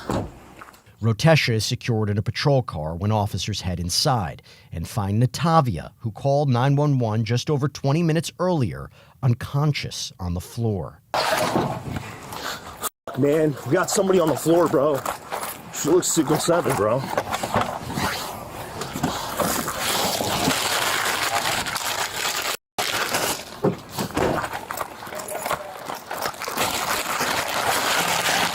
First responders perform life-saving efforts while waiting for medics to arrive. How old is the oldest?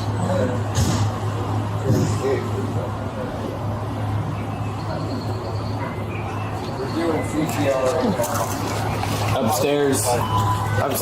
What? No, she's in the kitchen. Kitchen. Oh, right here, man. Okay. Kitchen. Yeah. Not responsive at all. Found her here, possibly choked out. Maybe very fainting. All right. Let them do their job. Yeah, I'm gonna let them take over here. Yeah. Let's try to keep as many people out as we can. Let fire do what they got to do, and then we're gonna broke this out. EMTs rushed the 18-year-old to a hospital where she would survive for 2 days before passing away. A medical examiner determined Natavia's injuries were consistent with strangulation. Meanwhile, Rotesha waits in the patrol car, where things take an unusual turn. Step out. Oh, my goodness. Step out, ma'am. We're gonna...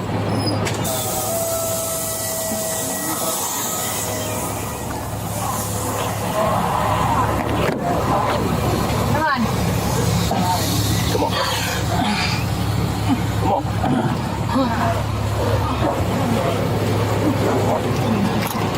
She combative? No. Huh? No. Oh, what's wrong? What's wrong with you?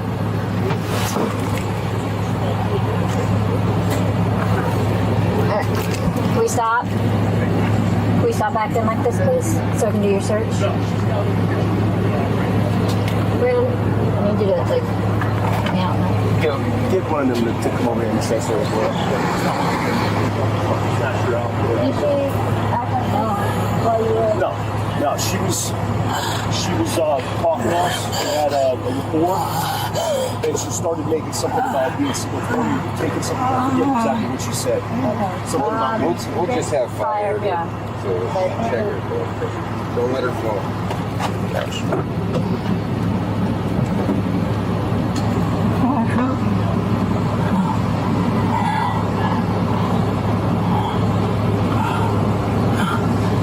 Put it back in.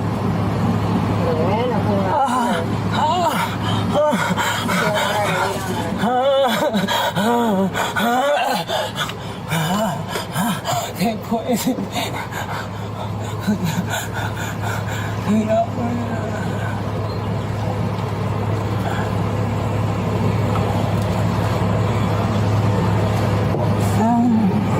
Come on.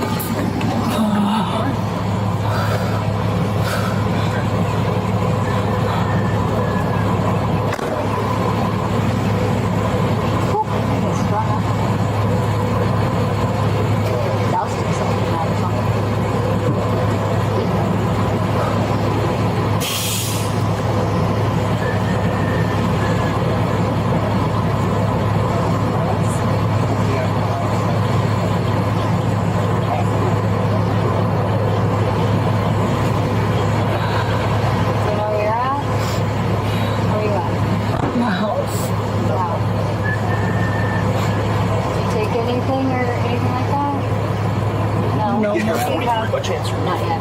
We're just coming to. Young lady, what's your name? Letitia Silvers. And you live here? Yes. How long have you lived here? A few months. A few months? Okay, who do you live here with? Me and my children. Your children? The small children? Like the babies? I seen one or two little babies. What about the other person there? No, I have 3 kids. You have 3 kids? How old are your kids? How old are they? 9, 3, and 4. 4? Okay. Rotesha tells the officer she has 3 kids under the age of 10, but fails to mention her 18-year-old daughter, who was found on the kitchen floor. Keep this in mind for later. Hey, by the way, what do the body cams that we cover prove? Maybe that the world is unpredictable, and I'll tell you what, with that in mind, having a great lawyer matters, and that is where our great partner and sponsor Morgan & Morgan comes in. This is a firm with over 1,000 attorneys. You know why they have so many? Because they win a lot. In the past few months, Morgan & Morgan secured a $9.3 million verdict for a car crash victim in Florida, a $5.6 million verdict for another car accident victim in Atlanta, and not to mention $1.8 million in Kentucky after insurance offered them a mere $5,000 in that case. And even if you think your case isn't worth millions of dollars, why not start a claim and fight for what you deserve? Morgan & Morgan makes it so simple. You can start a claim from your phone in just 8 clicks. So if you're injured, you can easily start a claim at forthepeople.com/LC bodycam channel, or click the link in the description and pinned in the comments. So who's here today with you? Me and my 3 kids. You and your 3 kids? Okay. The 3 and 4-year-old, were they upstairs? Okay. And then where's your 9-year-old? They're all upstairs. They're all upstairs? We were all up there. Okay. We just got up and I was going to give them a bath. Who's in the kitchen? Somebody's in the kitchen a little bit older than 9, though. They're not 9 years old. I couldn't even tell you. You couldn't even tell you? I only have 3 kids. Okay. Okay. All right, hang tight. Hang tight. Hang tight. Do you want to see the fire department? Do you want them to check you out? I'm fine. I just want my kids. She's fine. I don't know what happened. Like, You want me just to take vitals of her or something? If you're talking to me, I didn't hear you. I mean, since fire's here, we have to just set eyes on her. They can. I mean, just check the box. Yeah. I'm just, whatever. Where's the back door? Okay, cover my body. Thank you.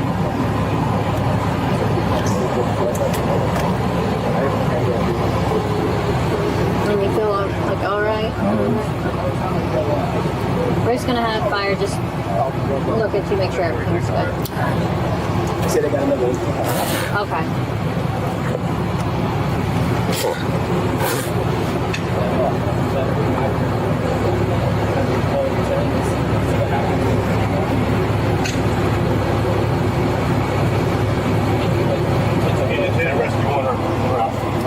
Thank you.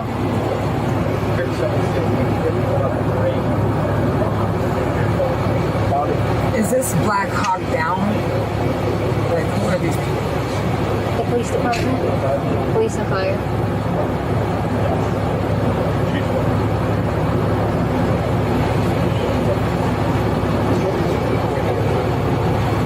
Are you able to sit back? Look at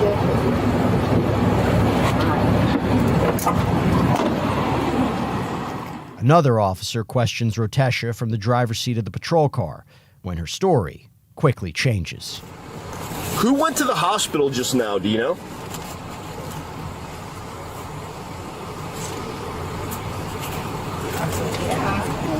Who is that? Oh, you have 4 kids? Okay, what was that daughter's name?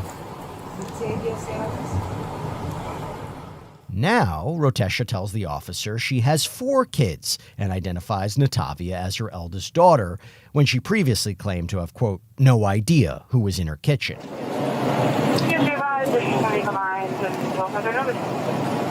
actually leave her. If she doesn't want it, she won't. We're good. I'm fine. Are y'all okay? Why are y'all here? What's that? If you could just look at her and make sure she's... You don't want us to check you out? No, I'm fine. I got the influence or anything. Everything's fine.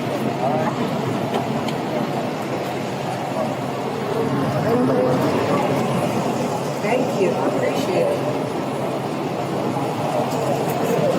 Somebody else come here. Alright, we're going to walk over to the other car, okay? You able to walk? Yeah, I'm fine. Rotesha refuses medical help and is shortly taken to another patrol car while officers prepare to take her to jail. We're going to go to this We're going to go to this car over here. You're refusing to be seen? Okay.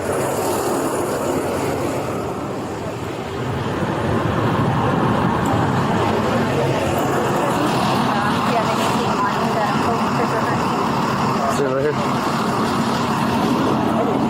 Face the car. Yes, sir? Yep. You're good.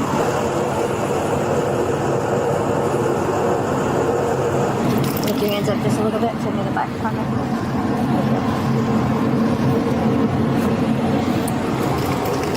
Sorry.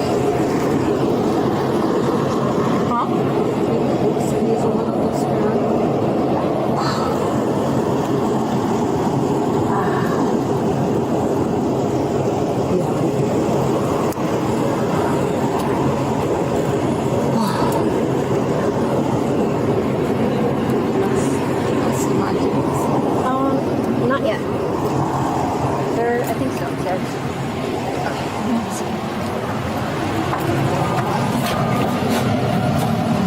Are you good?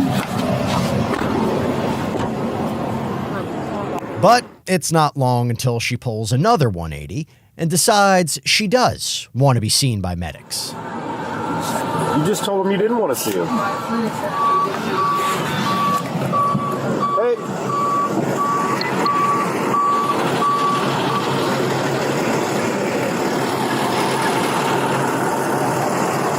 Now she wants to see you guys.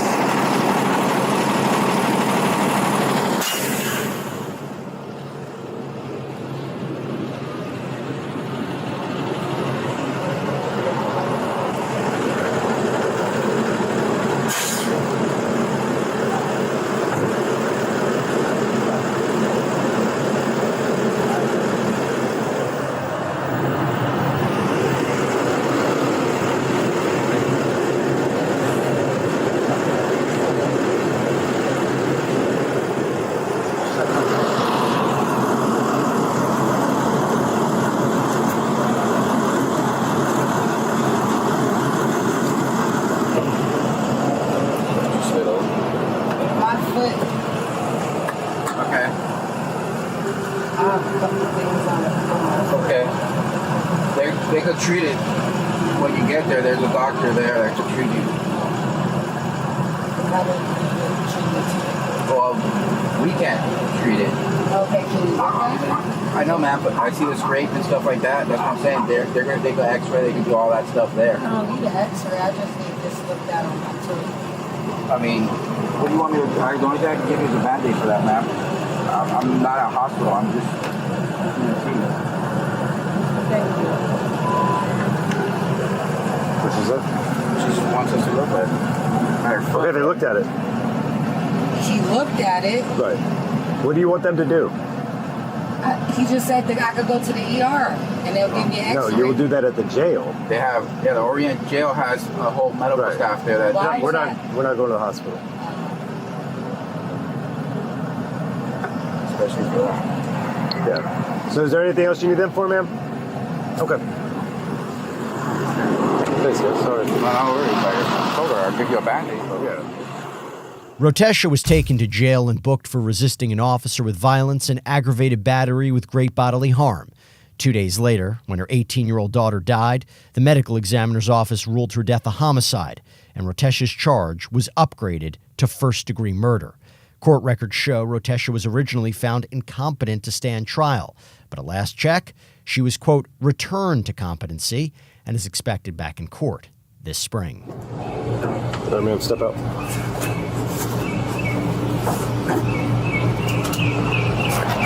I'm going to go out there to that door over there. Right here. So you can see with the old man, he was stabbed in the belly and his head hit that one table, cracking his skull open. I can't see where the female, how she died. Get out of the car! Get out of the car! It's New Year's Day in Mount Dora, Florida, where police respond to a home in a retirement community after a caller reported finding an elderly married couple brutally murdered. You might want to go into this. Do you have a That's key? where they are. Hey, he said that's where they are. You'll want to go through this door.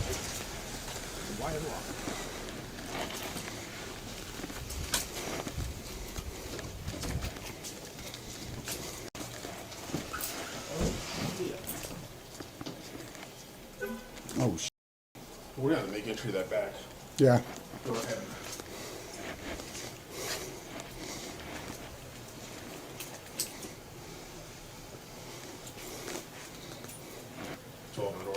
You can't go through that door. 'Cause they're right here inside the door. Officers and medics swarm the scene, where they find 80-year-old Sharon Getman in the entryway of the home, surrounded by a large pool of blood and having sustained severe head trauma.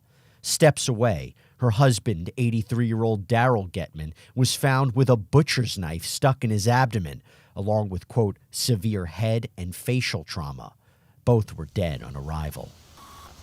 So, I'm interested in knowing what the neighbors heard. What? They got neighbors. Yeah, they're going to want to interview everybody. I think this is just a 5. Oh, yeah. There's no 37 involved. It's very odd. Yes. The way the bodies are. Yeah. And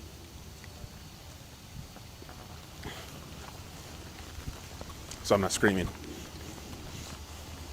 So you can see with the old man, he was stabbed in the belly and his head hit that one table, cracking his skull open. I can't see where the female, how she died.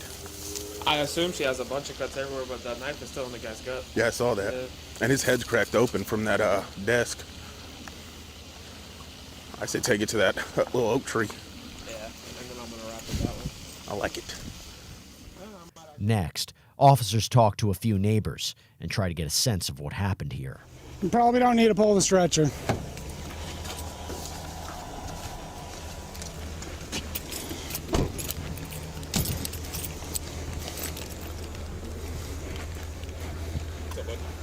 They're clearing the inside right now just to make sure nobody else is in there.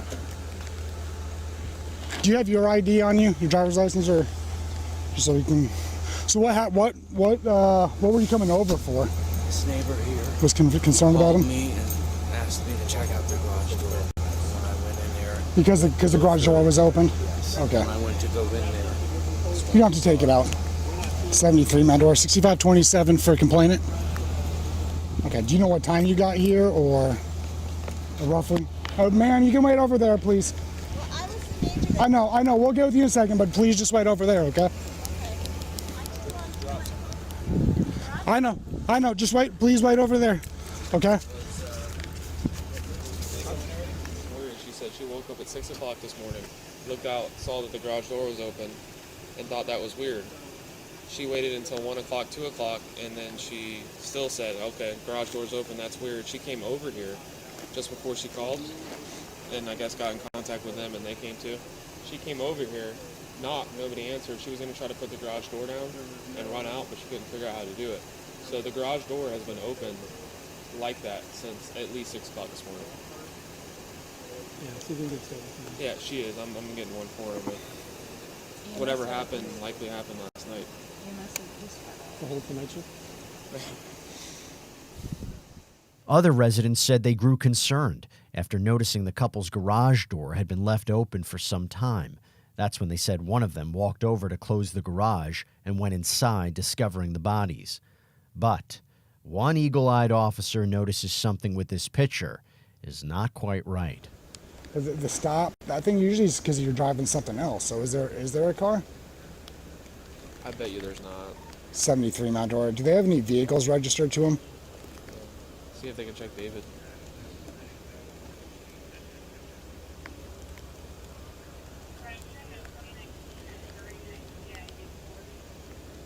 Wow.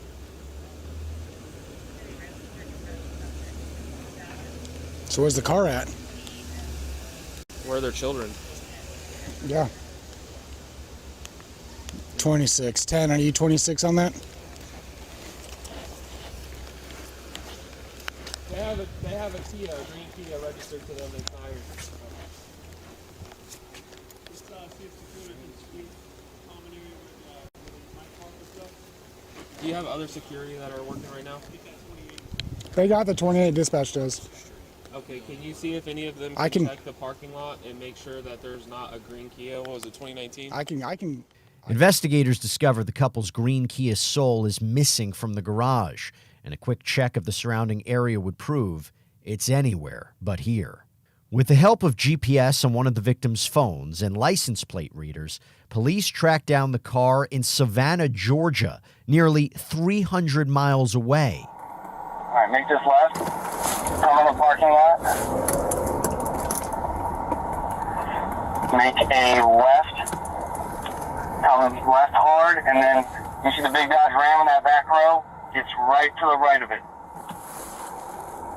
You're going to come down, you'll make a right by the... You see it?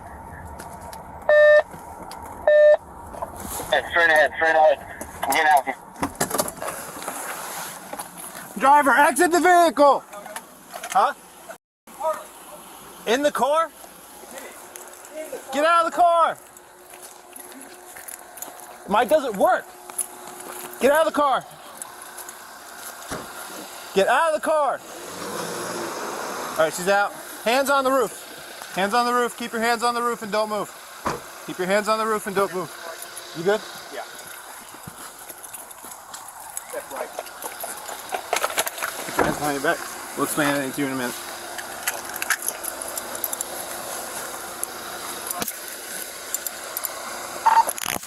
What's your 95?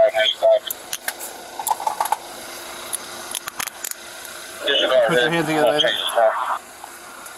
Copy. I need you to check the impact station. Make sure there wasn't a second occupant. Anybody else with you here? You sure? No. Huh? No. You're not sure? You said, is there anybody else here with you in this car that came with you? No.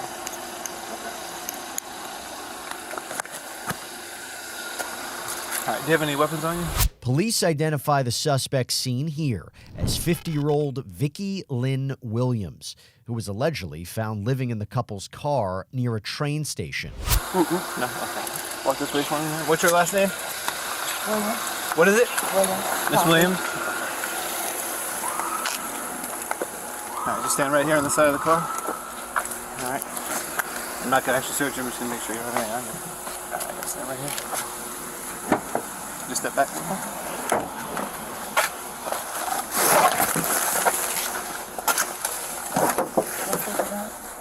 We'll let you know in 1 minute, okay? All right, just have a seat.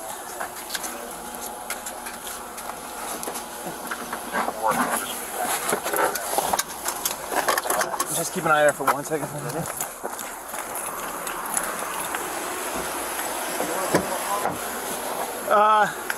Sure. I mean, I don't know where we're going, but About to go clear. In there. Okay. You can go clear with him. I'll just try to. Clear with who? You clear your car? O'Neal. I was about to go clear. Oh, okay. Vicky is escorted to an interrogation area where detectives have plenty of questions for her. So, can you tell me anything about the car that you were in?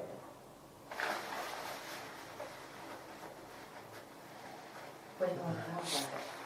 Well, I mean, I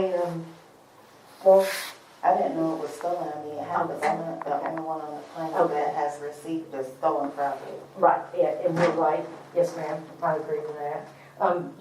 I just didn't know that it was stolen. Vicky claims she was given the car by a friend and had no idea it was stolen, but detectives aren't exactly buying her story. So, now we just want to talk about that car and where it came from. No That's problem. all. That's all we need to talk about is the car. Yeah, that's what it is. Oh, yeah, this is the covers up the car. Okay? It's easy as that. Okay. Okay, I'm not here to, be nasty to you. I'm here to talk about that car, where that car came from. Here in Savannah, for all I know. Okay. So that's where you got that car, is in Savannah? Okay. A guy told me that he had a spare car for me to use because I've been walking and my feet had, got scaly at the bottom and I've been tired, and he said, well, you can sleep in the car. Okay. So have you been driving the car? Yeah. Okay. So, you didn't think it was a little strange that somebody gave you a car? Mm-mm. Okay. Wish somebody give me a car. Somebody gives me a car. Man, you're a lucky lady if somebody just handed you the keys to the car. That's good luck right there. I'm still paying for mine, and that's at 2013.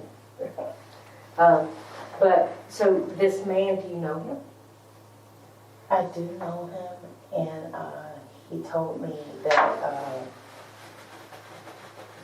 not to give his information, but I'm going to go ahead and do it. Vicky tries again to throw detectives off by offering up the name of the person she says gave her the car before another detective arrives and continues questioning. What part of town were you in that night? Downtown. Downtown? Yeah. Okay, gotcha. Tell me what was going on downtown that night?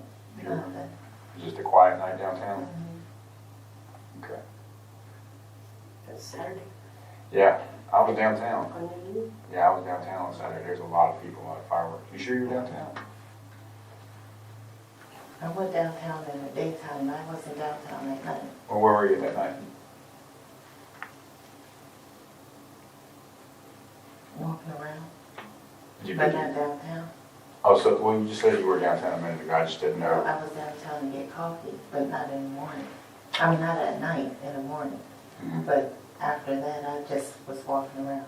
Vicky tells the detective she was in downtown Savannah on New Year's Eve, the same time frame the elderly couple was killed in Florida, when she says, quote, nothing was going on in the bustling city.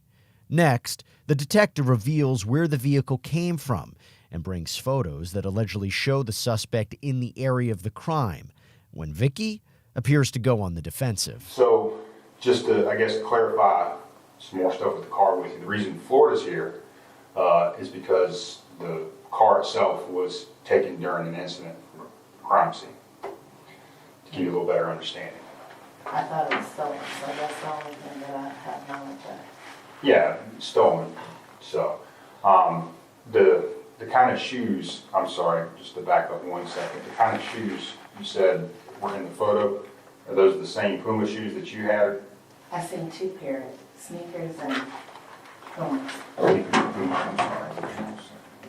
And the Pumas that I have was given to me because all my clothes were stolen. I only have one pair of clothes. Oh, that one didn't have the sneakers on it. That one right there? Yeah. Okay. You recognize any of the jewelry or anything? Mm-hmm. Rings on the finger, earrings, things like that? Any other from I mean, I came with this. I mean, this is my stuff. Okay. Okay. There's nothing in the photo that I see that's on me. Yeah. But those look like the same brand of shoes as yours, I guess, is what I'm saying. That's what you mentioned earlier. obviously they make, several pairs. Yeah, I mean, I got them trying to set them off. Right. There wasn't one. And they look like those? They're pink slides. I don't know what kind of slides those are. Oh, those are white. The ones you had on were white this morning. Yes. But they, I guess, like you said, they kind of look like the same brand. Okay. But that's not me, if that's what you're asking. Okay. So yeah, the car was taken during an incident from a crime scene. So like, I did talk to, and he didn't mention anything about that. no. Mm. Okay. So you talked about what the car? When he gave me the car, he Okay. didn't mention that it was stolen, so that's why Oh, I took it. okay. If he would have told me all this, it wouldn't have been in my possession. Despite photo evidence, Vicky continues her denials, but detectives continue digging in. Florida He said that the car was brought up from Florida, so which way would it have went to get up here? It would have to get through South Carolina to come to Georgia. No, if it came from Florida, it would have gone from Florida to Georgia. I don't know what route them people took or what was on their mind unless you're a psychic. Oh, no, I wish, but I'm not. No, that's what we're trying to figure out. I'm just trying to figure out who Miss Vicky is. And which route they took? No, I'm not trying to figure, I'm not worried about the route Okay, right because you now. was asking me, was I in South Carolina? And I told you I hadn't been there. If it hadn't been there. I'm just trying to see. Last time I've been to South Carolina was when I took care of the charge that you brought up. Okay. I just know you said you weren't really sure where you were Thursday or Friday, or you knew you were in Savannah, but I you was couldn't really in Carolina. I remember. was in Georgia, yes. Okay. And I just wanted to make sure, like you said, in this time that you were walking, you didn't sleep, you said, for 24 hours, I think. That's what you told me one night. I own a business, so I have to do things. Business. Yeah, What business? my business. Okay.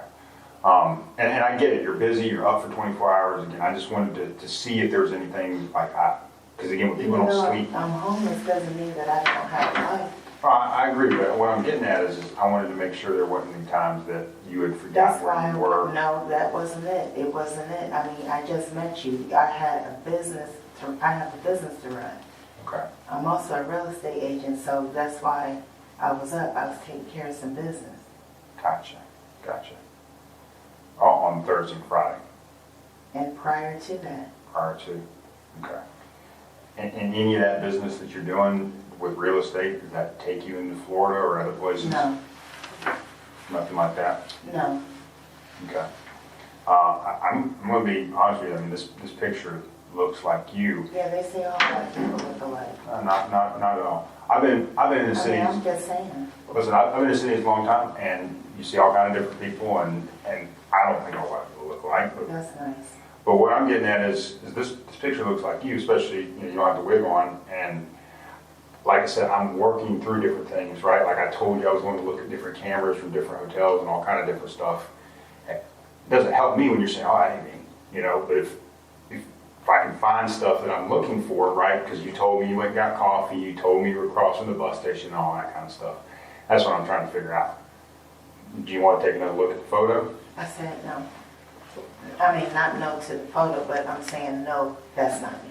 Now, the detective reveals photos of the victims to Vicky that appear to jog her memory. I mean, can you think back? Is there something that you may have run into and you just don't recall at the moment? I used to work in the medical field, and I'm wondering if that could be one of my patients from a long, long time ago. It looks like her.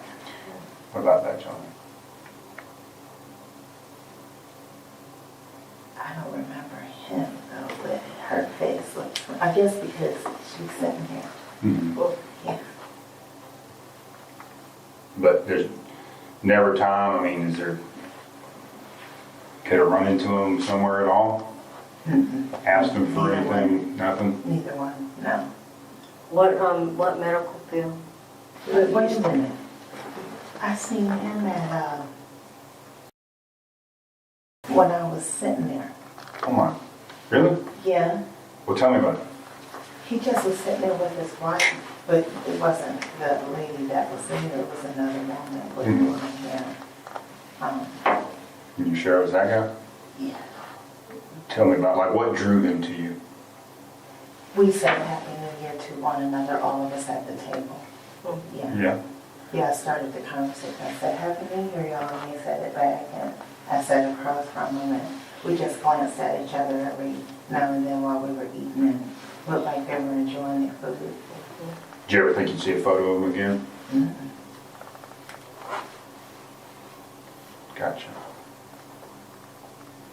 What, when you saw him, do you remember what he was wearing? I don't. I know he had on something similar to this, like clean cut, like a polo shirt, you know, button up, and a pair of slacks, but I don't remember what color. Okay. I was on my phone that day, so. You were on your phone? Mm-hmm. Okay. Now, you told me earlier that your phone was taken Thursday or Friday. Yeah, but I have access to other people's phones. Oh, well, where's that phone? I gave it back. Who did you give it back to? A friend. Who was that? Come on now, please. No, I need you to come on now. What do you mean? Because you just kind of jump around with me. Like, listen, like I've never seen this guy before. No, that's the point. Yeah, we're not talking about this that. Story. We're talking the about. point of the story is I've never seen this guy until I don't even know if this is the same guy. Yeah. People look familiar. That could be the same woman that you showed. Yeah. Well, you were talking about the phone, and that's what I was trying to figure out because you said you're on the phone. I didn't talk to this man. Next, the detective decides it's time to be frank with Vicky. So the thing about the photos, and again, we're trying to figure this out with honesty, right? And this is the time to be honest, okay? And Sardi's ready to listen to you about you finally being honest, and that's what we're looking for, okay? I'm telling you, that's what we're looking for. This is you in the photo. You know it. I know it. God knows. Okay. If you say that, It is. well, right? I say something different. No. Well, hear me out, okay? The people that I showed you, those pictures of, they're dead. I think that's why you recognize that photo and think come up. And this is the thing. No, why would I see him at and turn around and see him in Florida and I wasn't even there? I think the thing is you were in Florida. Well, I'm sorry, sir, if you're still tagging and pulling on this. You don't The answer is no, I'm sorry, and I'm not going to say anything else. You're talking to yourself at this point. Okay, I mean, just, if you don't have to explain to me, help her understand why there's a photo of you. You don't have to tell me, I'll bow out, but you gotta help her understand. I mean, you're right there. Help her understand what? Oh, why you're in this photo. Why you're in the surveillance photo. I don't know why somebody put that picture there and said that that's me, but that's not me.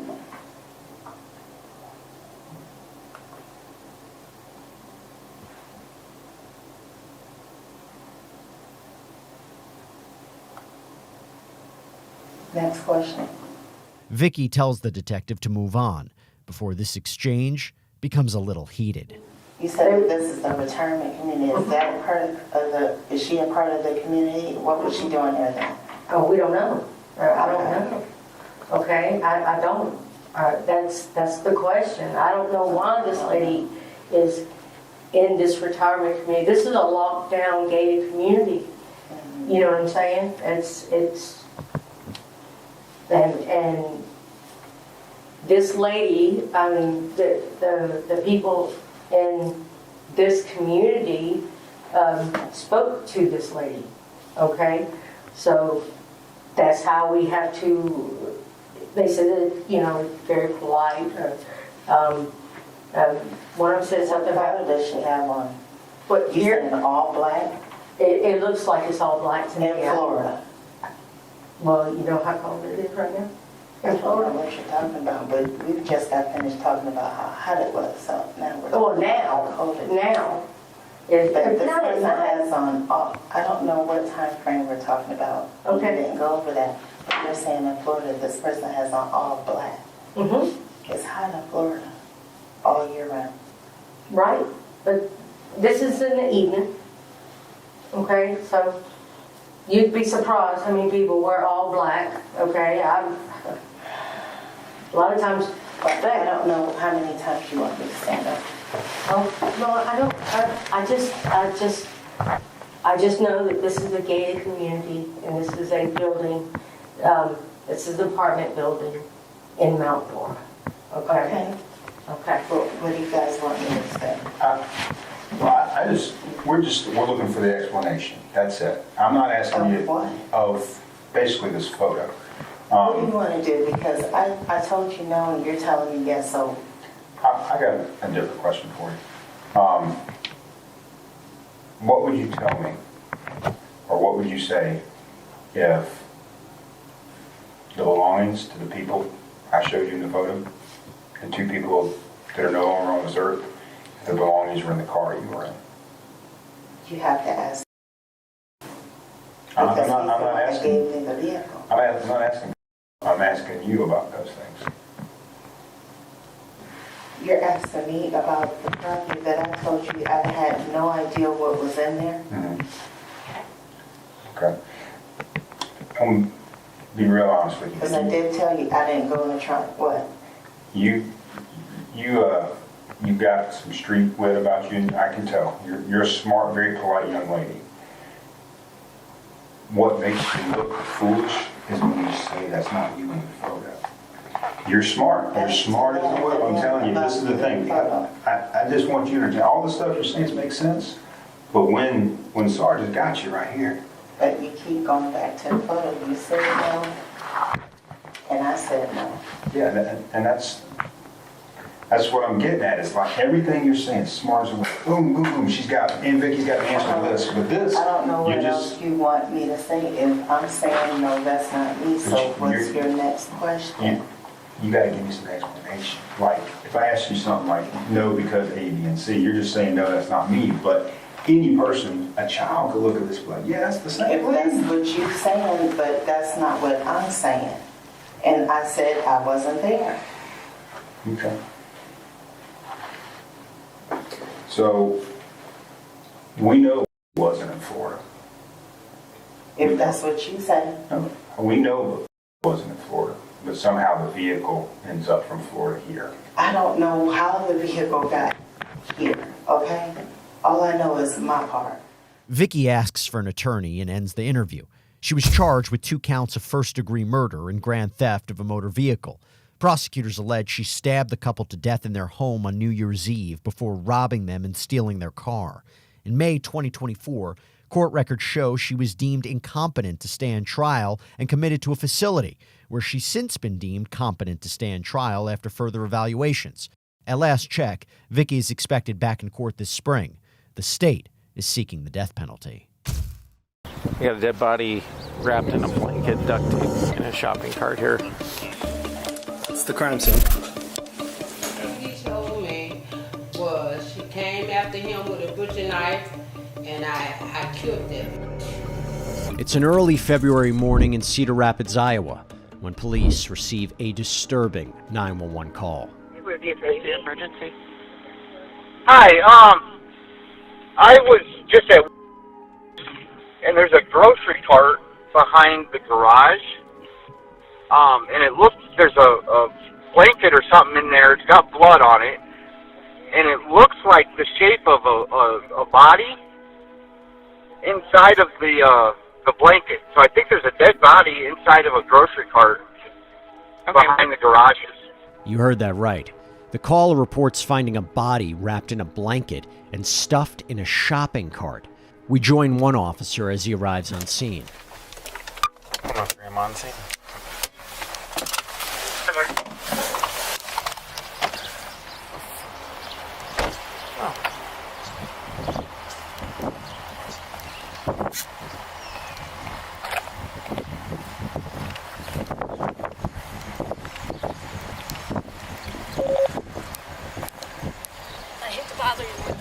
Okay. There's a woman walking around here. Okay, just a second, ma'am. Okay, I'm sorry. There she is. There she is.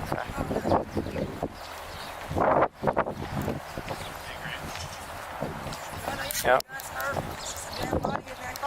Okay, chill out. Very obvious body. Okay. Wrapped in blankets, bloody. Okay. Head's wrapped, legs are wrapped in this shopping cart. Okay. I'm just gonna put this around both Yep. these garages Yep. for you. So Alright, this there. lady in the blue coat is the one that found it. Okay. She's worried, she knows who it is. Okay. She's not being cooperative as far as giving me information. Yeah. First responders confirm the report, saying there is a, quote, obvious body stuffed in a shopping cart and stashed behind a set of garages at an apartment complex. Next, the officer gets a closer look. Greg, did you guys look in here? No, I didn't want to touch it. She thinks it. She's super 1096, so let me just see what we got here. I touched it and it felt. All right. It feels like a body. Like it's hard. She's scared. Yeah, it does kind of look like it, doesn't it? But just with it being possibly. Yep. Yep. No. It's all good. It's all good. It's all good. Yeah, it does look like one, doesn't it? You want a knife or anything? I got a knife if you want to cut it. No, I don't want to cut it yet. Yeah. Get nice hair. Yep. So, all right. So she told me that her boyfriend cheated on her the other day. She's worried it's a young female. Let me know. She's had this really weird story that she's. Yep. I'm gonna need you in CID. It's. We got a dead body wrapped in a blanket, duct tape, in a shopping cart here. Investigators later identify the victim as 38-year-old Brittany Hopkins, a mother of 3 who was between 15 to 19 weeks pregnant with her 4th child, a medical examiner determined. Yeah, just real, I got to get your names in I'm that. just going to call the hospital, tell them what we found. Yeah. And get a time death real quick. Yeah. Unfortunately, I have no information. But can you? I got other officers. We're so short-staffed. Yeah, what do you need? Just hang tight. Don't touch anything. Yep. Just make sure nobody else. Yep. I mean, yell at them to get away. Everything that you see here is how we found it. So. I'm going to try and put the grabs on. So, yeah.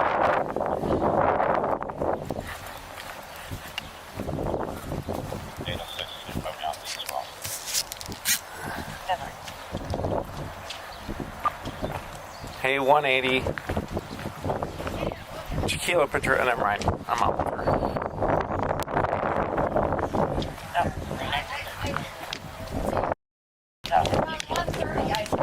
Did you find that shopping cart? Okay, were you the one that called us? Yes. Okay. What happened? I don't know. I just walked by the car and I started carrying my bags. So I took the trash out, I took the buggy. Okay. I was taking the trash out, I put my bags in there, right? And then I got all the trash out, get the timeline straight. And I just covered it. Bloody covers. It was so heavy. I was like, oh, hell no, that must be a dead body or something. Okay. So were the garbage bags on top of it? Yes. All of it? So you pulled the garbage bags off? Yes. Okay, and then looked at the... Yes. Okay. And I touched, so she told me, I came out, I'm the one that called the... Okay. And I looked at it, I grabbed the blanket, and just kind of lifted it up. It felt heavy, frozen, so I just left it. Okay. All right. I just came back, I didn't know if you needed me or... Police said a homeless woman stumbled upon the crime scene when she was allegedly trying to use the cart for herself. That's when she tells police she noticed the body and alerted a man nearby who called police. Could you even tell if it's male or female? Oh, that hair, the whole thing, I'm guessing female. You guys are female? Yes. It's a small body. Yeah. Yeah, it is. I don't think I could roll up into that. Yeah. Anything she was saying to Mondo. Apparently, she saw it yesterday. The cart sitting there.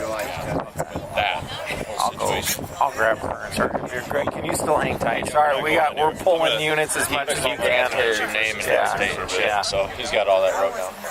Thank you. You know, you can see that was red. Anyway. Thank you. But that's all I know. If I knew more, I would tell you. Yep. I know nothing more. Sorry, I had to get back here as soon as I could. I know you were flagging me down. Is it? Next, officers check in with another witness. The reason I was flagging you down was because of... You can me to you put me on this call and I'm heading up. Yeah, go ahead. I'm listening. I'm listening. Sorry. That's right. That lady right there. Yeah. She got evicted, I think. She's been walking around here. Yeah, she wasn't evicted. She's homeless. She normally... She was over there with that man. She normally mills around downtown, but yeah. Really? Yeah. I don't like it. So did you say you saw that there? That cart was there because the only reason I was over here because I put cat food out over there. Okay. Which I probably shouldn't, but I do. But I do. Underneath the... Yes, underneath the trees. See, there's some there, and there. I put it where the cart was. The cart was over in the trees more, and I thought, oh, this is in the way of my cat food. Okay. My cat pants. Yeah. So I tried pulling it out. I couldn't because it was heavy, and it was stuck in the mud. And that was yesterday? That was yesterday about 1:30. About 1:30. Yes. I don't know if it was here before that. I don't drive by here. I mean, I don't go over here until about 1:30. Okay, so it was about 1:30 yesterday. Did you notice it? Was that the first time you noticed it? Yes. But you know, I was over here the evening before because I go over here twice a day. Yep. And like about 5 o'clock the evening before yesterday, it wasn't there. So it had to be here yesterday. So it was not there. It was not there from on 5 o'clock. Yeah. So today's Friday. So last night at 5. Yeah, last night at 5 it was here. Oh, last night at 5 it was there. the day before it wasn't. Okay, gotcha. So like Wednesday, sometime after Wednesday at 5 p.m. Yes. Okay. And then you saw it yesterday about 1:30. Yes. Okay. Because I thought, oh God. I mean, people have left carts over there before. I had noticed that once before. That's been a while ago. But because it upsets me. I thought, do you have to put a cart right here? Right. So stupid. Anyway. Did you see anybody around? I didn't see anybody around. No. Okay. I would tell you, but I didn't see anybody around because you know, I don't feel safe here, so I'm always looking around. I'm always checking here. Yep. So, no, I did not. Moments later, a detective arrives on scene when the officer fills him in on the situation. An interesting one. Right there. I came in through here. Okay. It is a body. I did look at it. Yes. I saw, it looks like a black female. I just saw the tip of the head. I didn't want to manipulate it. The head is in the corner closest to us, like where the Aldi, the tether thing is. Legs are, so it's sitting like this. Okay. It's tape wrapped. Okay. Yeah, I want. How big do you want me to? Oh, I want that whole side of the building. I don't want him to go over there. I want this whole lot cleared out too. Yep. And then honestly, this one too. I don't want anybody walking around anywhere. I don't know what anything is important yet. This has been here since at least yesterday at 1:30. Oh, you're no. And those garbage bags were on top of it. And it doesn't take long for something to catch the detective's eye. This is a shopping line right here. You can see this right here. Oh, yeah. Yep. The detective points out suspected cart tracks leading from the parking lot to the area where the body was found. So I want. Yep. I want all this blocked off. I don't want anybody. I don't want anybody going through the dumpsters. I don't want anybody touching anything. Okay. Yes. There's trucks. There's trucks on the other side too that have to take off right now. Yeah. So we don't know. Okay. We'll start. Investigators decide to transport the cart with the body still inside to process the evidence away from the elements. Turn this back on. Oh my God.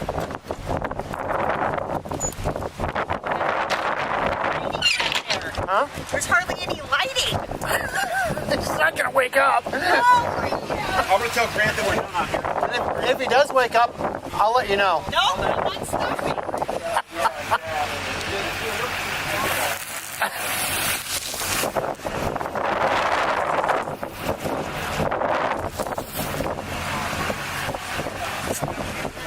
Somebody just say something. I swear to God, I heard something. I thought it was you. It was a female. I know. What was it? I don't know. No, Randy. Oh my God, no. Absolutely. I heard it too.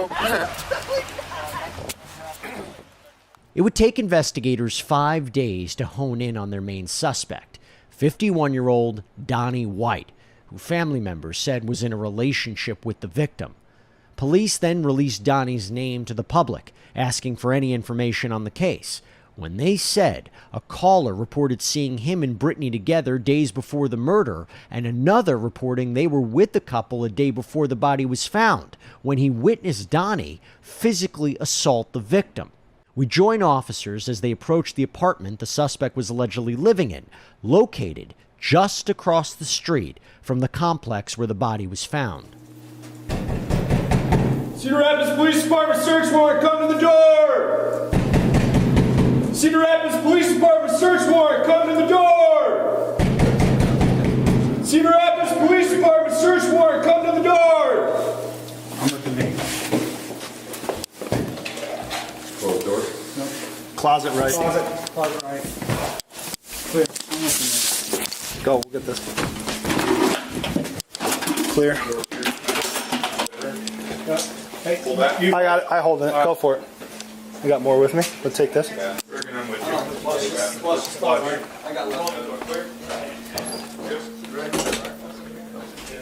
I'm not going to go in there if we don't have to, but... Police spot a large discolored area of carpet they suspect to be caused by bleach from a cleanup attempt.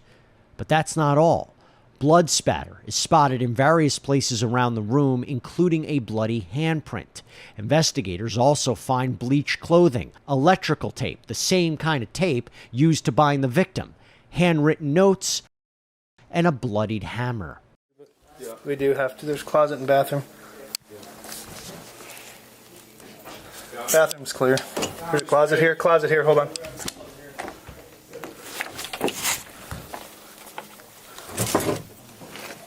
Looks clear. Clear in here. All right. Clear. Clear. All right. That's the crime scene. We double check all the small places with the TV being on, just confirm. The closet or the bathroom is 100% clear. Did we check that one? I just did that one. Okay.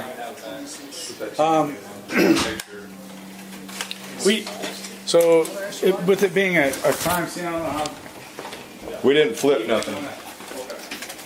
We didn't want to manipulate. Better. Thank you. It's like bleach and stuff poured all over the carpet. Okay, perfect. Thank you. A medical examiner determined Brittany's cause of death to be, quote, a homicide due to blunt force trauma to the head. Investigators also note a track on the floor leading from inside the apartment right out the front door. 9 days later, Cedar Rapids Police, in collaboration with the Northern Iowa Fugitive Task Force and the U.S. Marshals Nevada Violent Offender Task Force, tracked down Donnie, who had fled to Las Vegas. With Donnie in custody, detectives go to work trying to get to the bottom of what exactly happened here, when they get a chance to talk to some of his family members. Did he say anything to you on the text message chain about killing her? No. Oh, I wouldn't let him send none of that to my phone. He said he had a picture of it, and he said, yeah, I killed her. You know, like... And that's what? who you knew as Ray Ray?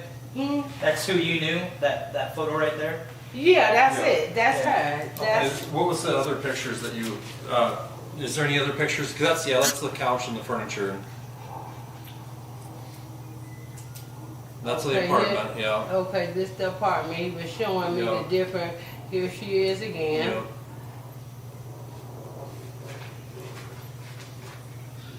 I never heard of him being So a it's nice two. person. I heard They him had cleaning just when up they got so he furniture could going sit to on the store somebody's doing couch, things, you know? like So that's a what he boyfriend should and do, is girlfriend clean up. maybe. But if he, right, if he get upset, So we need to make it big. One of the women describes the 51-year-old murder suspect as crazy before detectives dig for more details. What did he say about the push cart? About the What cart? details did he Yeah, God. Oh my God, yeah. Yeah, he did. He What? say, I put her in a push cart and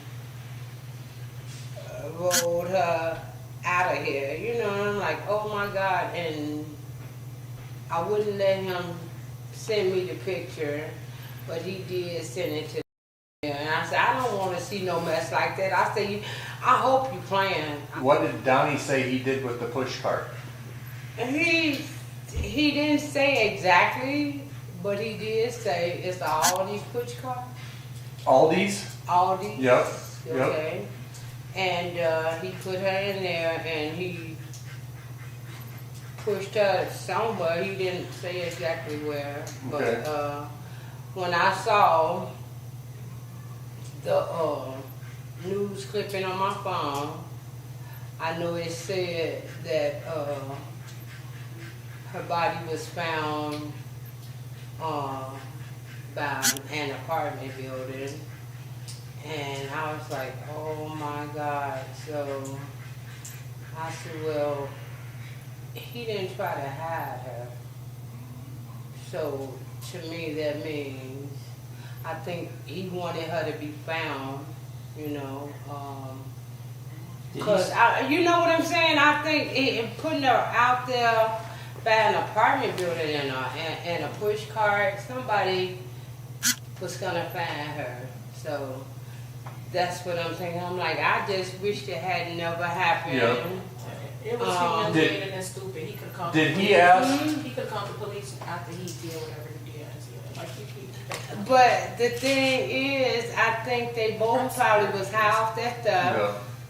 They both was high and just probably went into a rage. I don't know. I never took the stuff. I don't know what kind of effect it would have or whatever, but he did say she came at him with a big old butcher knife. And he probably freaked out too. Now, one woman reveals Donnie had allegedly been a longtime drug abuser. Let's continue. Did he tell you he was high on meth? Or are you assuming because of his history? We haven't discussed none of that. The only thing he told me was she came after him with a butcher knife, and I killed it.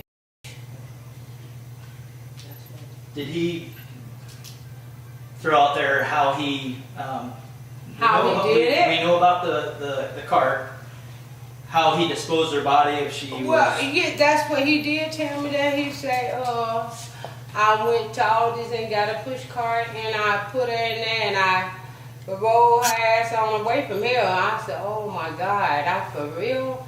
And I didn't see the picture of her in the push cart, but he did send that picture to the. I wouldn't let him send it to me. Did he say it was a picture of her in the cart? Did he tell you that it was a picture of her in the cart? A picture of her?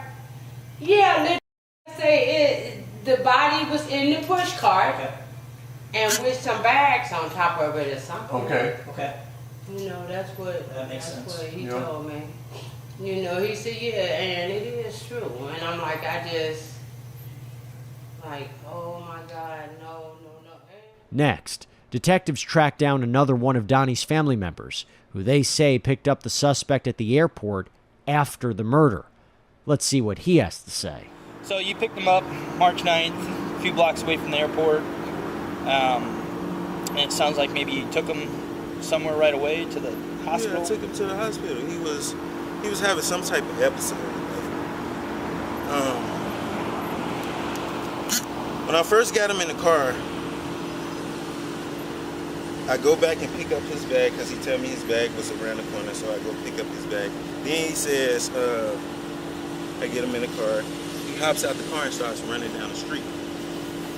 So I park the car. I try to get him back in the car, and the police pull up on us because a passerby told them that I guess somebody was trying to drag somebody in the car. So when the police pulled up, they questioned us and everything, and he said he was okay and all of that, and they let us go. So I was on my way to take him to the shelter. Then he's got the tweaking out on me again. So I was like, this your last time. So I took him to the hospital, and when I pulled up to the hospital, he actually had me in the headlock and was trying to bite me. So when I pulled up, I had to yell to the security to come get him off of me. Like, he had to be restrained, that type of episode. I don't even know what was going on with him. And after that, I ain't seen him since. The man describes Donnie's alleged bizarre behavior that he says led to a hospital stay. What was he suffering from that he needed to go to the hospital? I don't know. They didn't tell me what he was suffering from. What I just did know. Donnie say he was suffering from? He didn't say anything. He was screaming and hollering like he wasn't saying anything. That's why I had to take him to the hospital because I didn't know what was going on. Had you ever seen him like that before? Okay. Did you feel like it was mental or like he was coming down? I definitely felt like it was mental. That's why I took him to the hospital. I'm like, I don't know what this is, and I can't have that around nobody. Did he make any statements to you about anything that happened in Iowa? I did ask him because my aunt told me like that it was a situation that had happened, and I asked him about it. I'm like, are you in some type of trouble? He said, I might be, but I know somebody did something, so I'm trying to get away. That's what he said. He knew somebody did something? Mm-hmm. That's what he said. And he was trying to get away. Mm-hmm. And he said he might be in trouble. Mm-hmm. Okay.